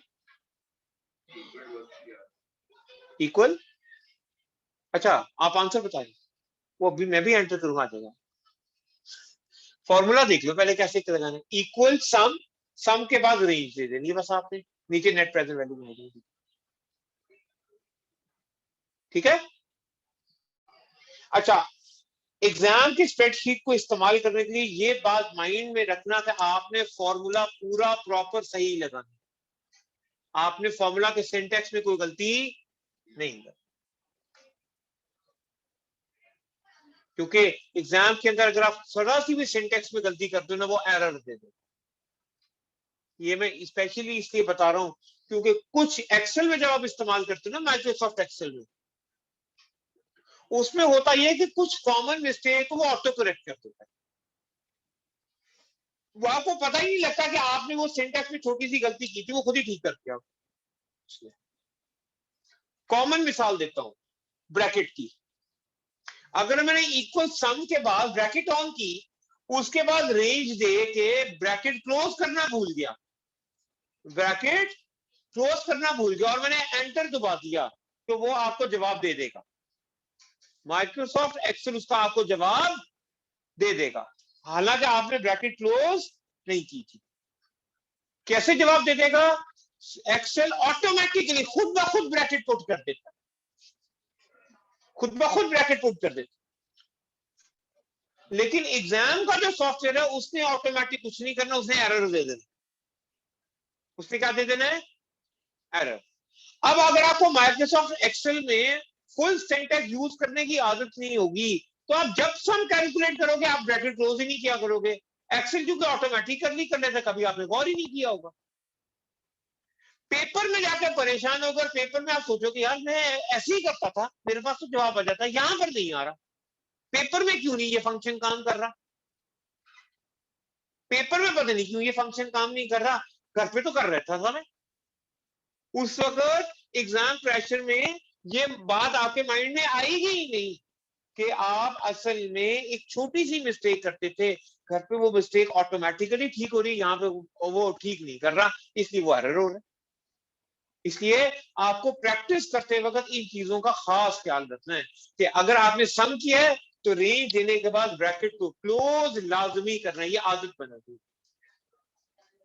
इसी तरह से एक और चीज आपको बताता हूं, माइक्रोसॉफ्ट एक्सेल के अंदर अगर आपने किसी सेल को कॉपी किया हो ना, तो उस सेल को जहां पर पेस्ट करना हो वहां पे सिंपली एंटर प्रेस कर दोगे ना तो भी पेस्ट हो जाता है।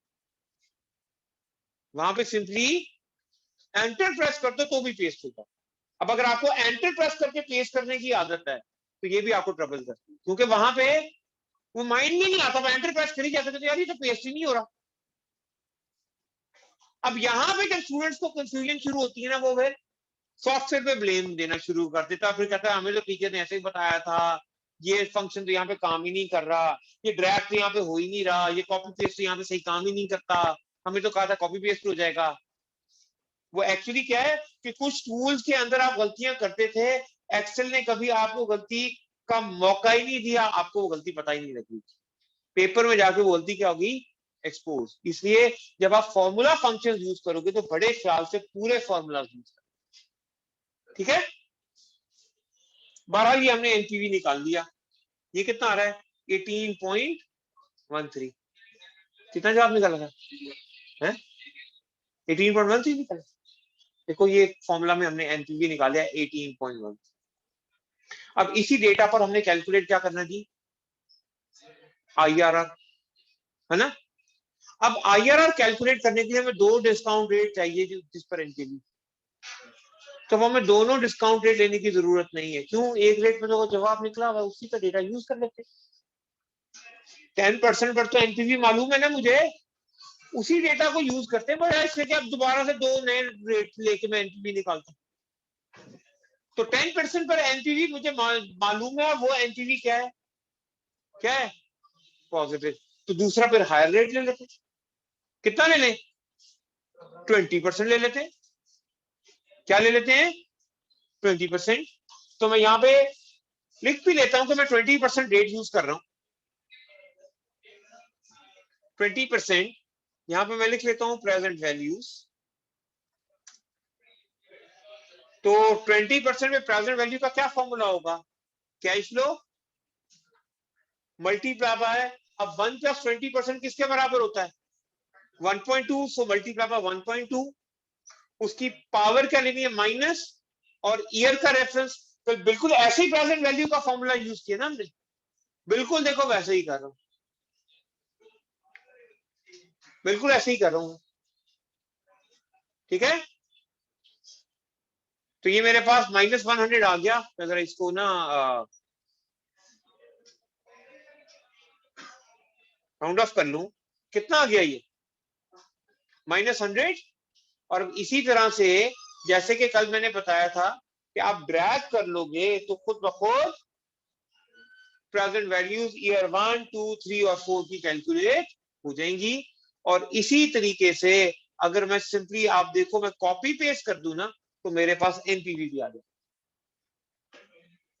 ये सम खुद ब खुद हो गया। ठीक है, क्या रहा आंसर? तो देखो मैंने हायर रेट यूज किया, इतना रेट ज्यादा इस्तेमाल कर लिया कि आंसर क्या बन गया? नेगेटिव। अच्छा अपन इसका मतलब 15% पे शायद माइनस में ना आता, तो क्या करते? दोबारा कैलकुलेट करते? नहीं, आपको दोबारा नहीं करना, कोशिश करनी है कि माइनस में आ जाए और एक प्लस में और एक माइनस में हो, लेकिन अगर ना आए तो फिर आपने कोई बात नहीं, उसको इग्नोर करना और आपने आगे चलना। ठीक हो गया? तो यहां तक किसी का कोई सवाल? क्यों आज यहां तक कोई सवाल?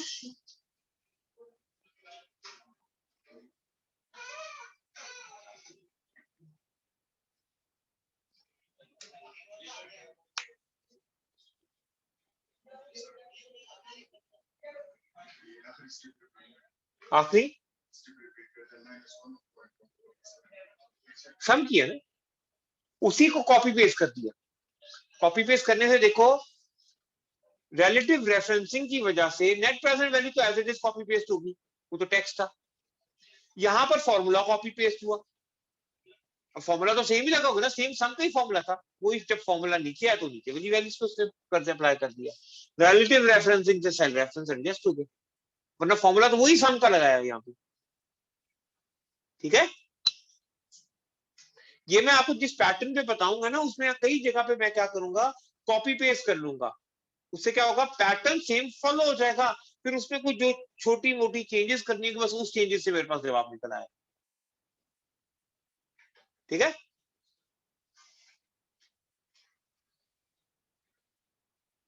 अब जब मेरे पास एक पॉजिटिव और एक नेगेटिव आ गया तो अब मुझे क्या कैलकुलेट करना है इसमें? आईआरआर। ये जरा आप देखो मैं आईआरआर कैसे, इसके लिए एक नजर तो आपकी स्क्रीन पर हो कि मैंने कैसे क्या किया है, लेकिन दूसरी नजर आपके नोट्स पर होनी चाहिए जहां पे आईआरआर का फॉर्मूला लिखा हुआ है, ताकि आपको वैल्यूज के साथ रिफ्लेक्शन समझ आए कि हाँ यही काम है।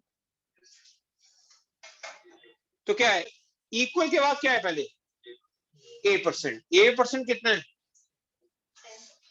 रेफरेंस दे देता हूं मैं, लिखा हुआ है ना 10% मैंने एक सेल में, उसका रेफरेंस दे देता हूं। देखो यही किया मैंने, A5 में था। उसके बाद क्या है? प्लस। प्लस के बाद क्या है? ब्रैकेट। ब्रैकेट में फिर क्या आ रहा है? Capital A. क्या आ रहा है? Capital A. वो कितना है? 18.13। देखो यही किया मैंने, डिवाइडेड बाय, डिवाइड किससे हो रहा है? A-B। अब A-B पूरा डिवाइड हो रहा है ना, इसलिए इसको क्या करते हैं? ब्रैकेट में लिख लेते हैं। अगर यहाँ पे ब्रैकेट पुट ना की तो क्या प्रॉब्लम होगी? वो डिमैस रूल से पहले डिवाइड कर देगा, बाद में वैल्यू को माइनस करता है ना। तो ब्रैकेट में लिख लेते हैं A-B। देखो यही किया, ब्रैकेट क्लोज। आगे क्या करना है? मल्टीप्लाई। मल्टीप्लाई किससे करना है? Higher rate. कितना है वो? 20%। 20% पे रेफरेंस दे दिया, माइनस 10%, तो 10% पे रेफरेंस दे दिया, ब्रैकेट क्लोज। दोनों ब्रैकेट क्लोज करूंगा मैं, डबल ब्रैकेट क्लोज होगी ना, जो पहले एक ब्रैकेट ओपन हुई थी उसको भी तो क्लोज करना है मुझे। तो ये मैंने एक सेल में देखो कंप्लीट आईआरआर का फॉर्मूला आपके सामने लिखा, इसको कंपेयर कर लो आप जरा नोट के साथ भी, और अगर आपने कुछ नोट डाउन करना है कि कैसे फॉर्मूला लगाना उसमें नोट डाउन।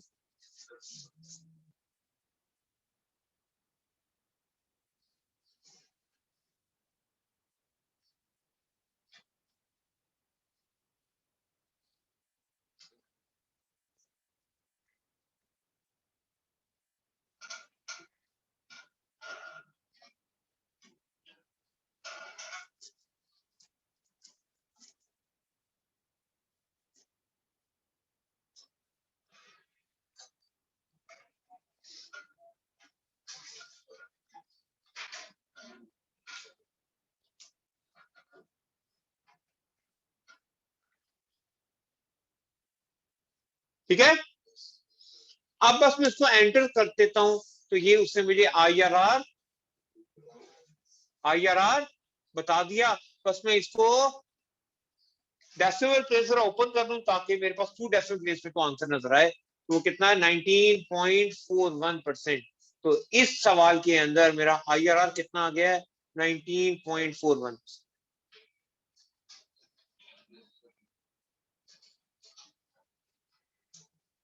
समझ आ गया IRR कैसे? अब इसमें से एक छोटी सी बात और समझ लो, छोटी सी। अगर आपका अभी स्प्रेडशीट पे फॉर्मूला में हाथ इतना साफ नहीं है, कहीं आपसे बड़े बड़े फॉर्मूला एक सेल में मैनेज नहीं हो रहे, क्योंकि फॉर्मूला में गलती करती जवाब गलत हो जाए, तो फिर क्या करो, थोड़ा सा लंबा जरूर है लेकिन सेफ है। क्या करो, आप अपने फॉर्मूला को ब्रेक करके part by part solve, part by part solve. वो पार्ट बाय पार्ट क्या है, आप क्या करो, ए ओवर ए माइनस बी को सेपरेटली सॉल्व कर लो, इतने हिस्से को अलग कर लो, और b% माइनस a% को अलग कर लो। इतना इतना ना सॉल्यूशन पहले ही निकाल। तो a over a minus B कितना आएगा, a है 18.13 डिवाइडेड बाय 18.13 माइनस b, क्योंकि 1.14 है, माइनस 1.1। सिर्फ इतना पोर्शन जो IRR के फॉर्मूला में यूज हो रहा था मैंने लगा हो गया।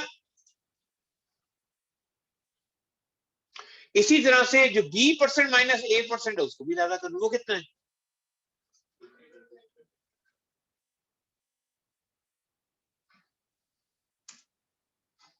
ये 10%। क्यों जी, इतना तो मैनेज हो जाएगा ना, इतना फॉर्मूला तो मैनेज हो जाएगा ना। अब आप बेशक IRR कैलकुलेट कर लो, कैसे निकालना है अब आपने IRR, क्या स्मॉल डिस्काउंट रेट 10% वाला है ना। आगे क्या करना है उसमें, प्लस, प्लस के बाद क्या है, ब्रैकेट को अब जरूरत नहीं पड़ेगी, आप ए और ए माइनस बी करना ना। वो ए और ए माइनस बी तो वाला पोर्शन तो आपने देखो लगा पहले ही कैलकुलेट किया हुआ। आगे क्या करना होता है, मल्टीप्लाई कैसे करना है, b% माइनस a% से, उसको भी आपने पहले ही कैलकुलेट कर रखा हुआ। तो आपके पास देखो सेम आंसर आ जाएगा, सेम वही आंसर आ गया, लेकिन क्या किया, कैलकुलेशन को पास। ये बिल्कुल ऐसे ही कि जिसको कैलकुलेटर अच्छा इस्तेमाल करना आता था वो बड़े बड़े फॉर्मूला एक ही दफा में कैलकुलेटर में वैल्यू पुट करके जवाब निकालता, लेकिन जिसको कॉलेज में थोड़ी कैलकुलेशन में प्रॉब्लम होती थी वो क्या करता था, फॉर्मूला को, बड़े फॉर्मूला को इकट्ठा सॉल्व नहीं करता, वो पार्ट बाय पार्ट पहले नॉमिनेटर की वैल्यू का जवाब निकाल लिया, फिर डिनोमिनेटर का, बाद में उसको सॉल्व कर। तो एक्सेल में भी आप ऐसा कर सकते हो। तीसरा ओपिनियन जो बच्चों के माइंड में आता है वो ये कि मुश्किल लग रहा है, कैलकुलेटर पर ही ना,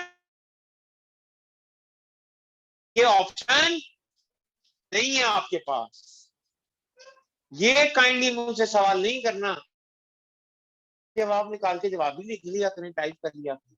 तो ये ऑप्शन नहीं है, आपको एक्सेल पर ही फॉर्मूला लगा के सॉल्व नहीं करना है ही नहीं, फिर वही सवाल। मैं कह रहा हूं ऑप्शन नहीं है, फिर सवाल ही करना, अगर कर ले। मैं तो ये कह रहा हूं यार छलांग नहीं मानी छत से, नहीं अगर मैं मार के देख लूं क्या होगा, क्या भाई तू मार ले फिर छलांग, ठीक है। अगर आप कैलकुलेटर पर कैलकुलेट करते हो तो उससे क्या होगा ये मैं आपको इंशाल्लाह बताऊंगा जुलाई में, है नहीं कैसे, अगर तूने ये तजर्बे किए होंगे पेपर में तो कैसे पास हुआ होगा तेरा, फिर जब जुलाई में तेरा रिजल्ट आया होगा उसके बाद बताऊंगा बेटा देखा, ये होगा, ये होगा कि जुलाई में फिर मेरी शक्ल देख रहे होगे, है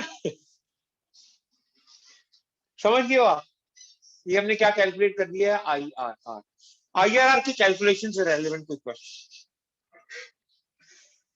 कोई सवाल?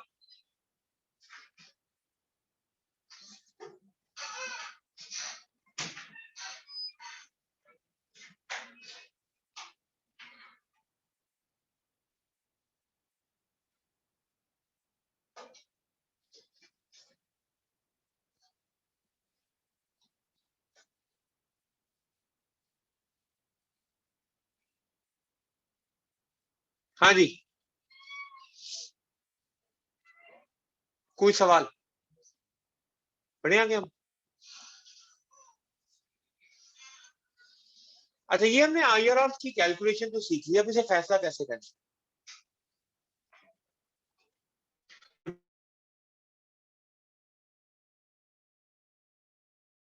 किससे कंपेयर करना है? क्या था कॉस्ट ऑफ कैपिटल? 10% है। क्या था कॉस्ट ऑफ कैपिटल? वही special rate. Cost of capital क्या है?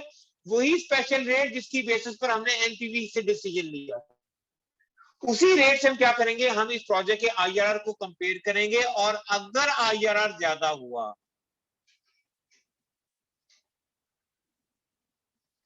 क्या हुआ, आईआरआर ज्यादा हुआ, ग्रेटर हुआ, तब प्रोजेक्ट को करेंगे एक्सेप्ट, वरना क्या हो जाएगा, ये रिजेक्ट।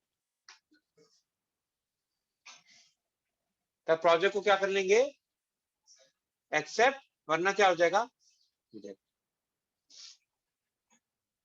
समझ आ गई डिसीजन, डिसीजन मेकिंग समझ आ गई इससे? इसको आईआरआर को क्या करना पड़ेगा, कंपेयर करना पड़ेगा कॉस्ट ऑफ कैपिटल। अच्छा, आमना पूछ रही है, रिपीट कर दें। आमना रिपीट क्या करना है, आईआरआर को या डिसीजन को?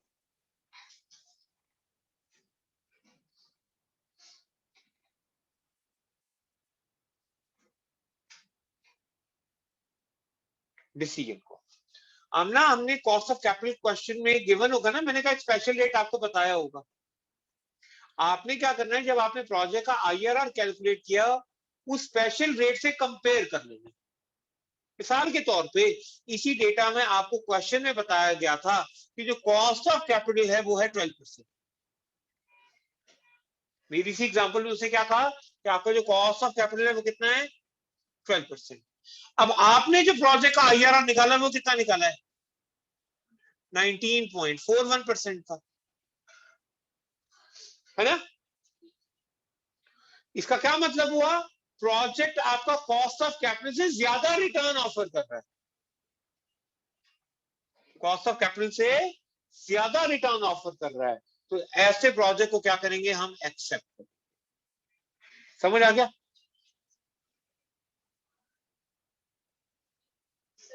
मार्जिन होना चाहिए।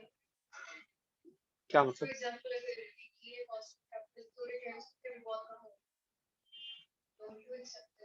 मुझे बात समझ नहीं आई, रिटर्न्स अगर एक ही हो कॉस्ट ऑफ कैपिटल, तो रिटर्न्स तो फिर भी काफी कम होंगे, बेशक पॉजिटिव होंगे, काफी कम। सर एक मार्जिन ही होना चाहिए, क्यों मार्जिन क्यों रख रहे हैं? नहीं सर, अगर 18% पे जितने भी रिटर्न्स हैं फिर भी काफी कम है, तो समझ सकते हैं। बेशक आईआरआर ज्यादा है, रिटर्न्स तो फिर भी कम है। क्यों लग रहा है कम है आपको, 18% क्यों कम है? सर अंदाजा 1.14 रिटर्न होता है। आप 18% क्या है, क्या एक्सप्लेन कर रहा है? आपको जितना रिटर्न चाहिए था ना, जितना रिटर्न चाहिए था वो सारा कॉस्ट ऑफ कैपिटल में।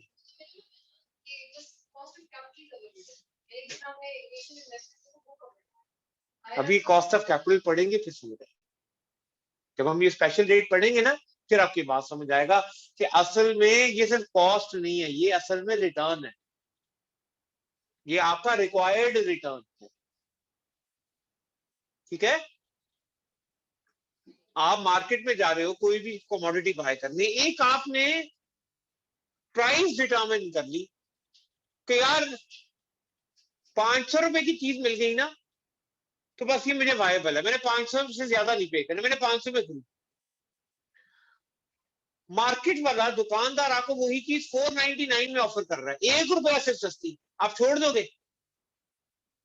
आप छोड़ दोगे कि नहीं इसमें तो 1 रुपए की बचत हुई, मैंने जितना सोचा था, सिर्फ 1 रुपया सस्ता मिल रहा है, छोड़ दोगे? 500 से छोड़ते हैं। आपने मोबाइल बाय करना था, आईफोन 13 प्रो मैक्स, कितने का है मुझे तो पता भी नहीं, है तो बेकार से ही फोन है। गलत तरफ पूछ रही है, मैंने नोकिया 3310 खरीदना है। हाँ जी, कितने का है वैसे, अंदाजन कितने का है? हाँ, फोन पास होना नहीं चाहिए है।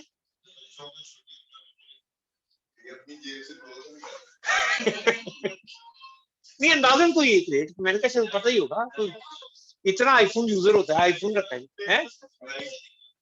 2.5 से 3 लाख का। चलो मिसाल के तौर पे 300,000, आपका एक आइडिया ये है, मैं मार्केट से मोबाइल लेने जा रहा हूँ, मुझे 300,000 का मोबाइल बाय करना है, बस इससे ज्यादा मैंने कीमत नहीं पे करनी, 3 लाख बस, इससे ज्यादा मैं पे नहीं करूंगा।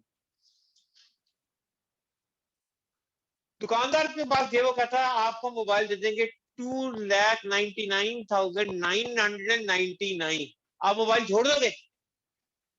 मैंने 3 लाख को सोचा था, इसमें तो सिर्फ 1 रुपए का मुझे फायदा हो रहा है। यही मामला यहाँ पे है कि ये आपका जो कॉस्ट ऑफ कैपिटल है, इसमें आपने सारी एक्सपेक्टेशन एक्चुअली शामिल करती है, तब इस एक्सपेक्टेशन से 0.001% भी अगर एक्स्ट्रा मिल रहा है तो आपने जितनी एक्सपेक्ट की उससे ज्यादा ही रिटर्न मिल रहा है, आप नहीं छोड़ोगे। अब आप ये नहीं देखोगे मुझे तो 0.001% का जो मैंने टारगेट सेट किया था उससे मुझे ज्यादा रिटर्न मिल रहा है, इतना थोड़ा रिटर्न का मुझे क्या फायदा। भाई आपको जितना मिनिमम रिक्वायर्ड था उससे एडिशनल रिटर्न जनरेट करके दे रहा है, फाइनेंस फिट है, ले लोगे। अब आप ये नहीं देखोगे 3 लाख रुपए सिर्फ 1 रुपए का मेरे बजट से कम हो रहा, नहीं मैं नहीं देता, आपको 1 करोड़ रुपया भी सस्ता मिल रहा है, this is your additional benefit, आपके लिए तो वो 3 लाख रुपए भी एक्सेप्टेबल था। इसी तरह से कॉस्ट ऑफ कैपिटल के अंदर बेसिकली एक प्रोजेक्ट से जितना रिटर्न हमने एक्सपेक्ट करना होता है वो सारी चीजें शामिल है। इसलिए मैंने कहा हम जो अभी कॉस्ट ऑफ कैपिटल के बारे में सोच रहे हैं, एक्चुअली कॉस्ट ऑफ कैपिटल वो नहीं है, पढ़ेंगे तो ज्यादा बेटर समझता है। ठीक है, तो फिर बराबर हो गया।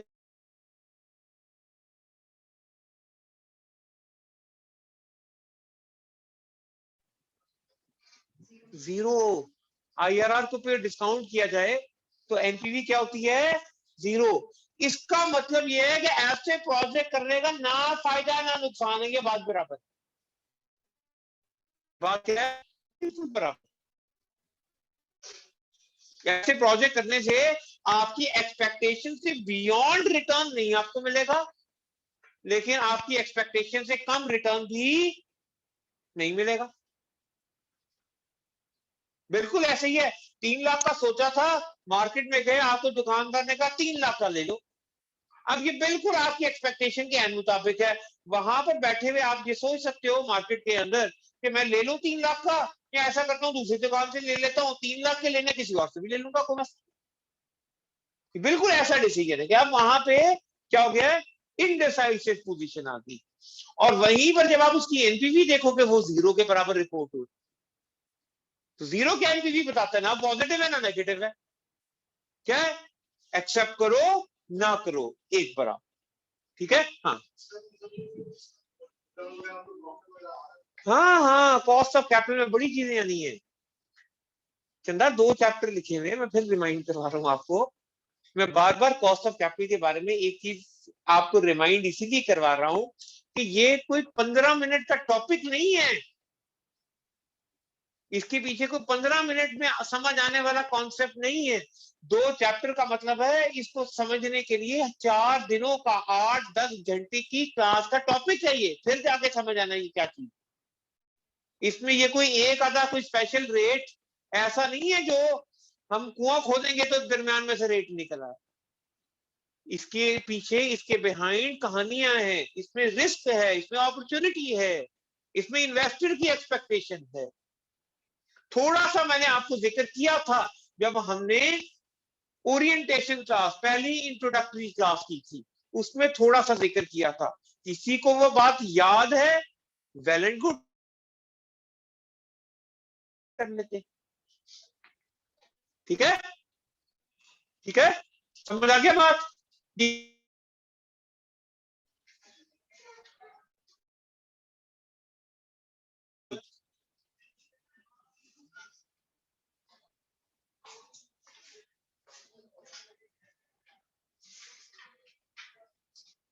आगे बढ़े तो अब जरा इसके एडवांटेज डिसएडवांटेज भी देख लेते हैं। अच्छा, इसके डिसएडवांटेज पे जाने से पहले मैं आपसे एक रिक्वेस्ट करने लगा हूं, वो मान लेनी है। मान लोगे? हैं? मान लोगे? क्यों जी? कौन कह रहा है? क्या कहा भाई? सर समझ नहीं आई, दोबारा बता दे यार, क्या हो गया? आपकी को बात नहीं बता यार, मेरी भी नहीं कोई मान रहा, ताकि मैं तरले कर रहे हैं यार, फिर बन यार, मान रहा यार, है? मान लोगे? हैं? मान लोगे? इसके कुछ डिसएडवांटेज ऐसे तो मुझे सवाल नहीं करना, वो मान लेंगे मेरी बात। मैंने आपसे कहना हाँ आपने होता, आपने कहा हाँ ऐसे होता है।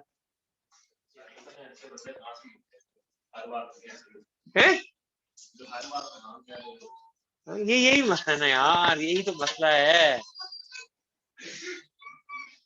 दुनिया बहुत बदल गई है यार, कोई अच्छा बंदा मिलता ही नहीं, है ना? मुझे पता आपने नहीं माननी, मुझे कहना सवाल कर देख ले, अभी देख लेते, अभी देख लेते।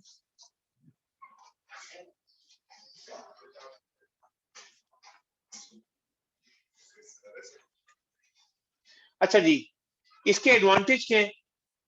सबसे पहले तो एनपीवी की मेथड की तरह आईआरआर भी टाइम वैल्यू ऑफ मनी को कंसीडर कर रहा है। एनपीवी भी टाइम वैल्यू ऑफ मनी को कंसीडर करती थी, आईआरआर भी कर रहा है। इसका मतलब है ये एडवांटेज एनपीवी और आईआरआर में क्या है? कॉमन है, सेम है। इस तरह से एनपीवी भी कैश फ्लो बेस्ड था, आईआरआर भी कैश फ्लो बेस्ड है। दोनों मेथड अकाउंटिंग प्रॉफिट को यूज नहीं कर रहे, ये इसका एडवांटेज है कि कैश फ्लो बेस्ड मेथड है ये, है ना? अकाउंटिंग प्रॉफिट क्यों डिसएडवांटेज है? हम ये बात डिस्कस कर चुके हैं कि अकाउंटिंग प्रॉफिट्स को मैनिपुलेट किया जा सकता है, वो अकाउंटिंग कन्वेंशंस पर डिपेंडेंट होता है। ठीक है, तीसरा एडवांटेज क्या है? Non financial manager, non accountant लोगों को आईआरआर समझ जल्दी आ जाएगा एज कंपेयर टू एनपीवी। कैसे समझ आ जाएगा?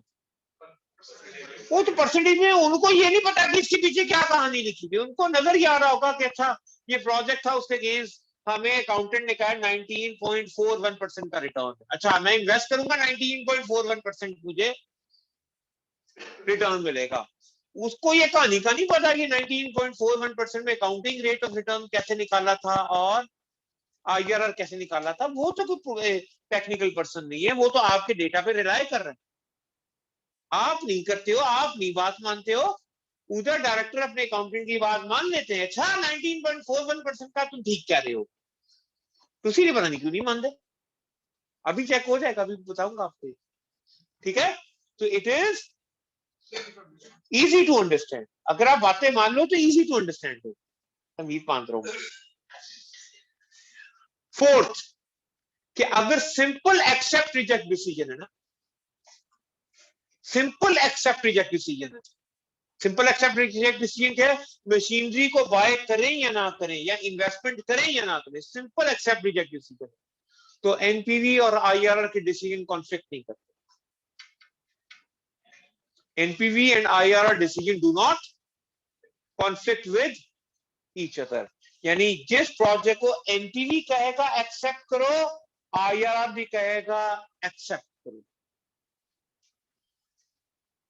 जिस प्रोजेक्ट को एनपीवी कहेगा रिजेक्ट करो, आईआरआर भी कहेगा रिजेक्ट। इनके डिसीजन में कॉन्फ्लिक्ट नहीं आएगा।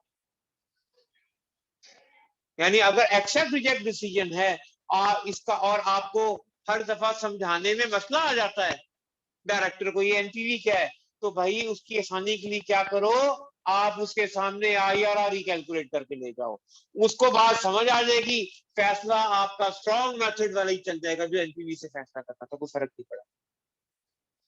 ये क्या है इसका बेनिफिट एडवांटेज कि ये एनपीवी के डिसीजन से कॉन्फ्लिक्ट नहीं, ये क्या है इनके एडवांटेज, समझ आ गया। डिसएडवांटेजेस को देखते हैं। तो पहला डिसएडवांटेज क्या है, it does not indicate the size of investment. ये हमने काउंटिंग रेट ऑफ रिटर्न में भी पढ़ा था कि साइज ऑफ इन्वेस्टमेंट इग्नोर हो जाता है। क्या वजह थी, क्योंकि परसेंटेज में होता है, तो परसेंटेज में साइज ऑफ इन्वेस्टमेंट पता नहीं चलता कि इन्वेस्टमेंट कितनी बड़ी है, ये अंदाजा हमें नहीं होता। ये क्या है इसमें drawback, weakness. Accounting rate of return भी परसेंटेज में था, IRR भी परसेंटेज में है, इसलिए ये weakness accounting rate of return में भी थी, IRR में भी हमें मिल रही है। सेकंड, IRR की जो कैलकुलेशन है या जो IRR का मेथड है वो एज्यूम करता है कि जो भी आपने प्रोजेक्ट में कमाया आपने उसको री इन्वेस्ट किया, आपने इसको क्या किया है, री इन्वेस्ट। ईयर 1 में ये 50 कमाया आपने, 100 तो ईयर 0 में लग गया ना, ये तो आपकी जेब से चले थे, उसमें से ईयर 1 में 50 कमाया आपने, इस 50 को क्या किया, वापस री इन्वेस्ट। ये 40 कमाए, 40 कमाया आपने ईयर 2 में, इसको क्या किया, री इन्वेस्ट, वापस बिजनेस में इन्वेस्ट। 30 जो भी अर्न किए उसको किया री इन्वेस्ट। ये री इन्वेस्टमेंट होना प्रॉब्लम नहीं है, ये डिसएडवांटेज नहीं है, ठीक है। डिसएडवांटेज क्या है, at the same rate of return, ये आपने उसी रेट ऑफ रिटर्न के ऊपर, वो जो IRR आपने कैलकुलेट किया उसी IRR के ऊपर ही आपने री इन्वेस्ट किया। यानी जैसे अभी हमने इस सवाल के अंदर हमने IRR कितना कैलकुलेट किया, 19.41% ना, तो अज्यूम मैंने इस कैलकुलेशन में ये किया है कि ईयर 1 में जो मैंने 50 अर्न किए हैं उसको री इन्वेस्ट किया किस रेट पे, 19.41% करीब।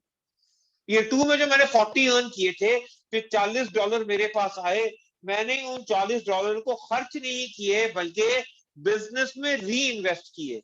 अब जब री इन्वेस्ट किए किस रेट के ऊपर, किस रिटर्न के ऊपर, वो भी 19.41% के ऊपर। अब ये बड़ी अनफेयर अजम्पशन है। क्या है अजम्पशन, वो अनफेयर कैसे है, देखो हो सकता है आपने उस प्रोजेक्ट में से जो 50 कमाए हो, अर्न किए हो, उसको बिल्कुल री इन्वेस्ट किया होगा बिजनेस में। बिल्कुल ऐसे ही है कि आप एक प्रोजेक्ट में से जो रिटर्न कमाते हो आप उसको साथ साथ इन्वेस्ट करते जाते हो। कोई भी कंपनी होती है वो प्रॉफिट जो कमाती है उसी बिजनेस में री इन्वेस्ट करती जाती है, लेकिन जब वो री इन्वेस्ट करेगी तो जरूरी थोड़ी ना है कि 19.41% के रिटर्न है, वो नई इन्वेस्टमेंट तो हो सकता है 15% का रिटर्न दे रही हो या 22% का रिटर्न दे रही हो, तो री इन्वेस्टमेंट तो किसी और रेट से हो सकते हैं। लेकिन IRR की कैलकुलेशन का जो तरीका है उसमें ये एज्यूम्ड किया हुआ है कि री इन्वेस्टमेंट रेट कितना है, 19.41%। ये बड़ी अनफेयर अजम्पशन है, गलत अजम्पशन होगी ना। अगर आपने एक्चुअली 15% पे री इन्वेस्ट करते हो, कैलकुलेशन आपने 19.41% के हिसाब से की है, तो क्या सही रिटर्न निकाला हुआ आपने, क्या ये रिटर्न प्रोजेक्ट का एक्चुअली इतना ही आएगा, नहीं, आपने जो प्रोजेक्ट का रिटर्न ही एक्चुअली इसका मतलब है गलत निकाल ली 19.41%। IRR असल में तो इतना रिटर्न दे ही नहीं रहा, असल में तो इतना रिटर्न दे ही नहीं रहा, इसलिए ये IRR में क्या है, एक ड्रॉबैक, डिसएडवांटेज। ये क्या है, क्या है ये डिसएडवांटेज। और एक्चुअली इसका मतलब ये है कि इस डिसएडवांटेज की वजह से जब हम IRR कैलकुलेट करते हैं वो IRR ठीक नहीं होता, IRR रिटर्न बताता है ना प्रोजेक्ट का। इसी ड्रॉबैक की वजह से याद रखना जो हमने IRR कैलकुलेट किया है ना वो एक्यूरेट नहीं होता, और उसी की इनएक्यूरेसी की वजह से दो और डिसएडवांटेज बढ़ता है। उसी की गलती की वजह से, इनएक्यूरेसी की वजह से दो और डिसएडवांटेज बढ़ता है। वो डिसएडवांटेज क्या क्या है? पहला, it gives conflicting signals with mutually exclusive projects. NPV में अगर एक्सेप्ट रिजेक्ट डिसीजन देखना था तो डिसीजन मैच कर जाएगा, लेकिन कभी कभी जब म्यूचुअल एक्सक्लूसिव प्रोजेक्ट क्या थे, दो में से किसी एक को सिलेक्ट करना, तब क्या होता है, कभी कभी क्या करता है ये, कॉन्फ्लिक्ट करता है। इसकी मैं लिख लेता हूं, एक डेटा लिख लेता हूं मिसाल देने के लिए। हमारे पास दो प्रोजेक्ट हैं जी, एक प्रोजेक्ट ए है और एक प्रोजेक्ट बी। हमारा जो कॉस्ट ऑफ कैपिटल है, वो जो स्पेशल रेट है, वो है जी लेट्स सपोज 12%। हमने प्रोजेक्ट ए की और बी की एनपीवी जब कैलकुलेट की तो प्रोजेक्ट ए की एनपीवी है 500, जबकि प्रोजेक्ट बी की एनपीवी थी 400। दोनों पॉजिटिव है, बताओ दोनों प्रोजेक्ट एक्सेप्टेबल है या नहीं? दोनों प्रोजेक्ट एक्सेप्टेबल है। मैंने जब इनका आईआरआर कैलकुलेट किया ना, तो प्रोजेक्ट ए का आईआरआर था 16%, जबकि प्रोजेक्ट बी का आईआरआर कैलकुलेट हुआ 18%।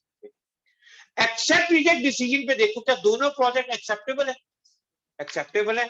दोनों प्रोजेक्ट आपके कॉस्ट ऑफ कैपिटल से ज्यादा रिटर्न दे रहे। तो अगर मुझे सिंपल एक्सेप्ट रिजेक्ट डिसीजन देखना है तो जो फैसला एनपीवी का है वही फैसला आईआरआर से डिराइव हो, कोई प्रॉब्लम नहीं। लेकिन अगर इसी में वो कहे कि नहीं दोनों प्रोजेक्ट तो कर ही नहीं सकते, दोनों में से एक बताओ, दोनों में से एक बताओ, तब कौन सा प्रोजेक्ट करेंगे?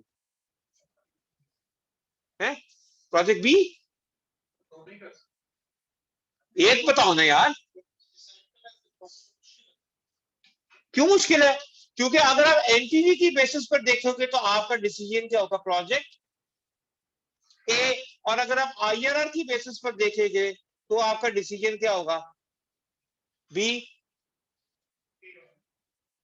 क्यों? आईआरआर की बेसिस पर जब आप दोनों को कंपेयर करोगे आप कहोगे प्रोजेक्ट बी ज्यादा रिटर्न दे रहे हैं। एनपीवी की बेसिस पे कंपेयर करके आपको प्रोजेक्ट ए की रिटर्न ज्यादा बेटर। तब यहां पे म्यूचुअल एक्सक्लूसिव, जब दोनों में से एक प्रोजेक्ट को करना है तो कभी कभी देखो डिसीजन में क्या आ गया है, कॉन्फ्लिक्ट।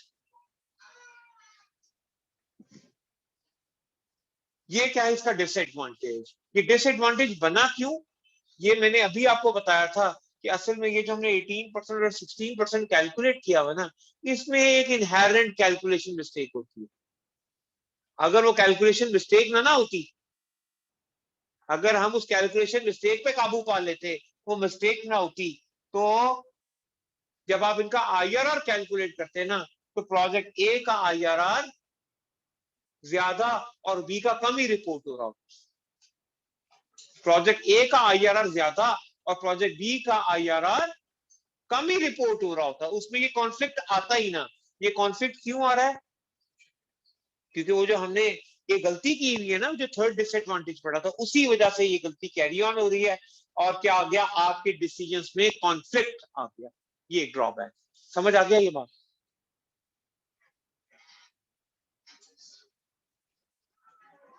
सारा सही सही समझ आ गया? बस जी। पॉइंट नंबर 2 पे हाँ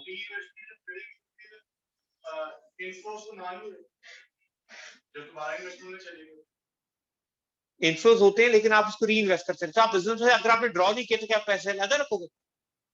आप री इन्वेस्टमेंट की जो अजम्पशन है ना, वो बाय डिफॉल्ट है। मैं लंबी बात नहीं कर रहा, वो बाय डिफॉल्ट किस तरह से है, क्योंकि हम जो प्रेजेंट वैल्यू कैलकुलेट कर रहे हैं, तो प्रेजेंट वैल्यू के लिए हम कौन सा यूज करते हैं, कंपाउंड इंटरेस्ट यूज करते हैं, सिंपल इंटरेस्ट।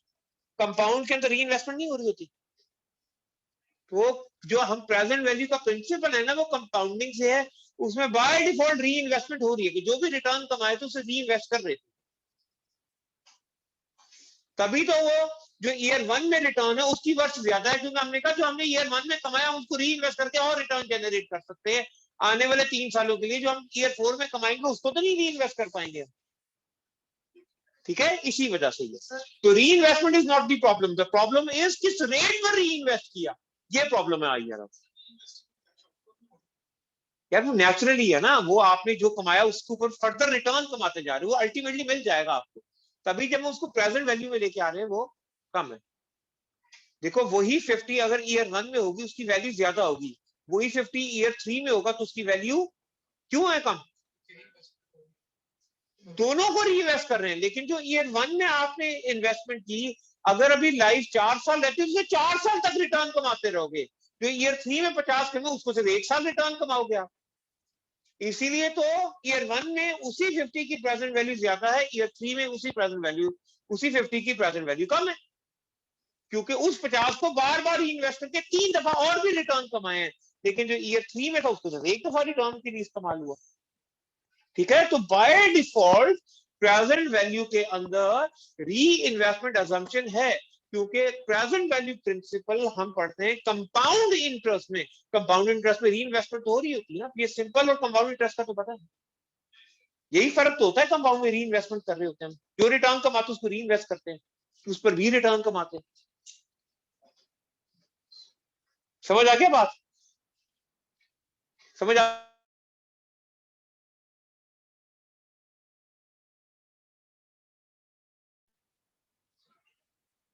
खत्म बस ना यार, पकड़ लिया ना, किसी मरना भी नहीं, टाइम भी थोड़ा रह गया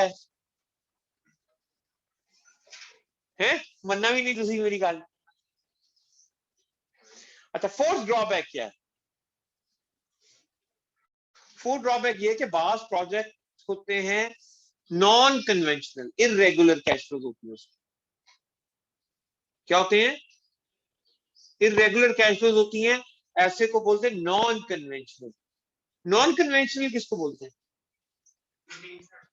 जो कन्वेंशनल नहीं होते। नहीं, एक्चुअली बात चीजों की डेफिनेशन एक ही डेफिनेशन है, उसकी एब्सेंस को क्या बोलते हैं वो सेकंड डेफिनेशन आ गया। फॉर एग्जांपल डार्कनेस की क्या डेफिनेशन है? Absence of light, absence of dark है। बहुत अच्छे,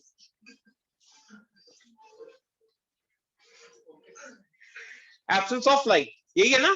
डार्कनेस को अगर एक्सप्लेन करेंगे तो उसकी डेफिनेशन क्या है? Absence of light. Science light को एक्सप्लेन करती, डार्कनेस को नहीं। एग्जिस्टेंस ऑफ लाइट को खत्म कर दो तो डार्कनेस की डेफिनेशन। इसी तरह से नॉन कन्वेंशनल में कन्वेंशनल की एक्सप्लेनेशन है, नॉन कन्वेंशनल की नहीं। यानी जो कन्वेंशनल की डेफिनेशन में नहीं उतरेगा वो नॉन कन्वेंशनल होगा। अब एक कन्वेंशनल प्रोजेक्ट में क्या होता है? कन्वेंशनल प्रोजेक्ट में होता यह है कि हम जब प्रोजेक्ट शुरू करते हैं, स्टार्ट करते हैं, तो स्टार्ट में होती है हमारी इन्वेस्टमेंट, है ना। फिर एक पीरियड के बाद इन्वेस्टमेंट फेज खत्म हो जाता है, उसमें इन्वेस्टमेंट होना बंद हो जाती है और टाइम आ जाता है उसके रिटर्न्स कमाने का, उसमें फिर कमाया जाता है। हमको मशीनरी लेके आएंगे तो पहले में लैंड एक्वायर करनी है, उसके लिए मशीनरी इंस्टॉल करनी है, मशीनरी खरीदनी है, सारे क्या लगने पैसे लगते जा रहे हैं, इन्वेस्टमेंट होती है। एक स्टेज आती है, मशीनरी इंस्टॉल हो जाती है, रेडी फॉर प्रोडक्शन हो जाती है, इन्वेस्टमेंट फेज खत्म। अब उसके बाद हम यूनिट बना बना के सेल करते जाते हैं और हमें रिटर्न जनरेट होना शुरू हो जाते हैं। रिटर्न पहला इन्वेस्टमेंट है, फिर उसके बाद रिटर्न। आप होटल का बिजनेस करना चाहते हो तो पहले लैंड एक्वायर करोगे, होटल की कंस्ट्रक्शन करोगे, 2 साल 3 साल लग जाएंगे कंस्ट्रक्शन करते हुए, लेकिन एक पॉइंट आएगा कि होटल की कंस्ट्रक्शन खत्म हो जाएगी, कंप्लीट हो जाएगी, इन्वेस्टमेंट फेज खत्म। अब उसके बाद आप रूम लेट्स करते जाओगे और रिटर्न्स जनरेट करते जाओगे, रिटर्न फेज। तो एक कन्वेंशनल प्रोजेक्ट में क्या होता है, शुरू में प्रोजेक्ट में इन्वेस्टमेंट होती है जिसमें आपके ठीक ठाक पैसे लगते हैं और फिर आहिस्ता आहिस्ता आपको रिटर्न्स मिलना शुरू हो जाता है। ऐसे ही होता है ना। लेकिन नॉन कन्वेंशनल कुछ प्रोजेक्ट की नेचर ही कुछ ऐसी होती है कि उसमें इन्वेस्टमेंट भी आ जाती है, फिर बीच में कुछ साल रिटर्न के आ जाते हैं, फिर बीच में इन्वेस्टमेंट आ जाती है, फिर रिटर्न आ जाती है। नेचर ही ऑफ प्रोजेक्ट की कुछ ऐसी, एक प्रोजेक्ट की नेचर ही कुछ ऐसी है कि कुछ कैश फ्लो कभी कभी ऐसे भी बन जाते हैं, हम ऐसे प्रोजेक्ट के बारे में बात कर रहे हैं, नॉर्मल प्रोजेक्ट नहीं है ये, कोई एबनॉर्मल सही प्रोजेक्ट। ऐसे प्रोजेक्ट में प्रॉब्लम क्या आती है कि जब आप ऐसे प्रोजेक्ट से ऐसी कैश फ्लोज का आईआरआर कैलकुलेट करते हो ना, तो वो आपको मल्टीपल आईआरआर देना शुरू कर देता है, अटेंडेंस मार्क करना शुरू कर देता है। क्या करना शुरू कर देता है? Multiple IRR. एक प्रोजेक्ट की कैश फ्लोज दी, आपने उसका आईआरआर कैलकुलेट किया, तो आईआरआर उसके दो आ रहे हैं, उसका आईआरआर 9% भी आ रहा है और उसका आईआरआर 22% भी आ रहा है। एक ही कैश फ्लो है, जब आपने आईआरआर कैलकुलेट की, दो आईआरआर नजर आ रहे हैं, 9% भी आईआरआर नजर आ रहा है, 22% भी आईआरआर। अब मुझे बताओ, अगर कॉस्ट ऑफ कैपिटल में कहता हूं कि 12% है, कितना है? 12%। बताओ प्रोजेक्ट को एक्सेप्ट करें या नहीं है?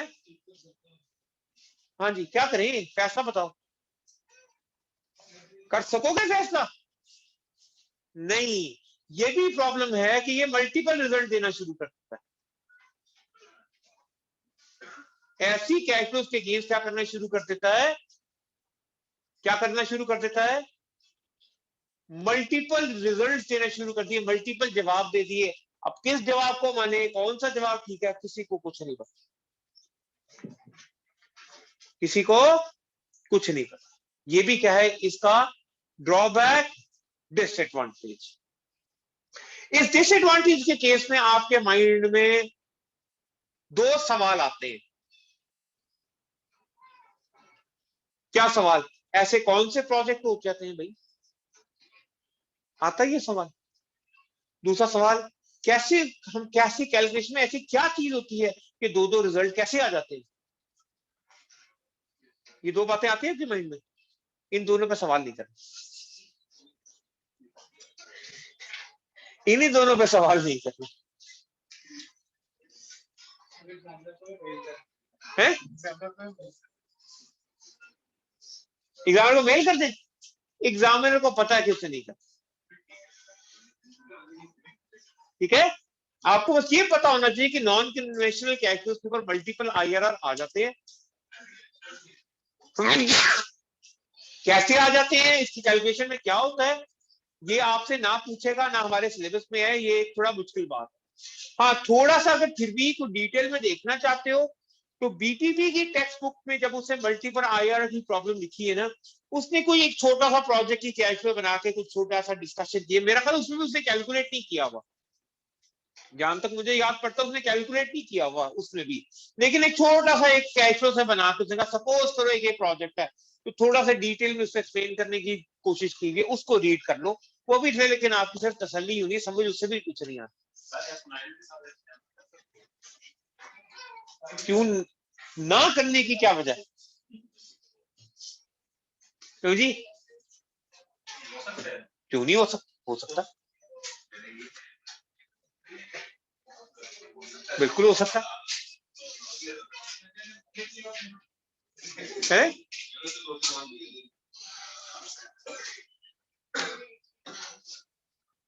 ठीक है जी, बस जी, नहीं यार, चलो यार, मैंने कहा जी अच्छी मत, जुम्मा है ना आज, छुट्टी मत।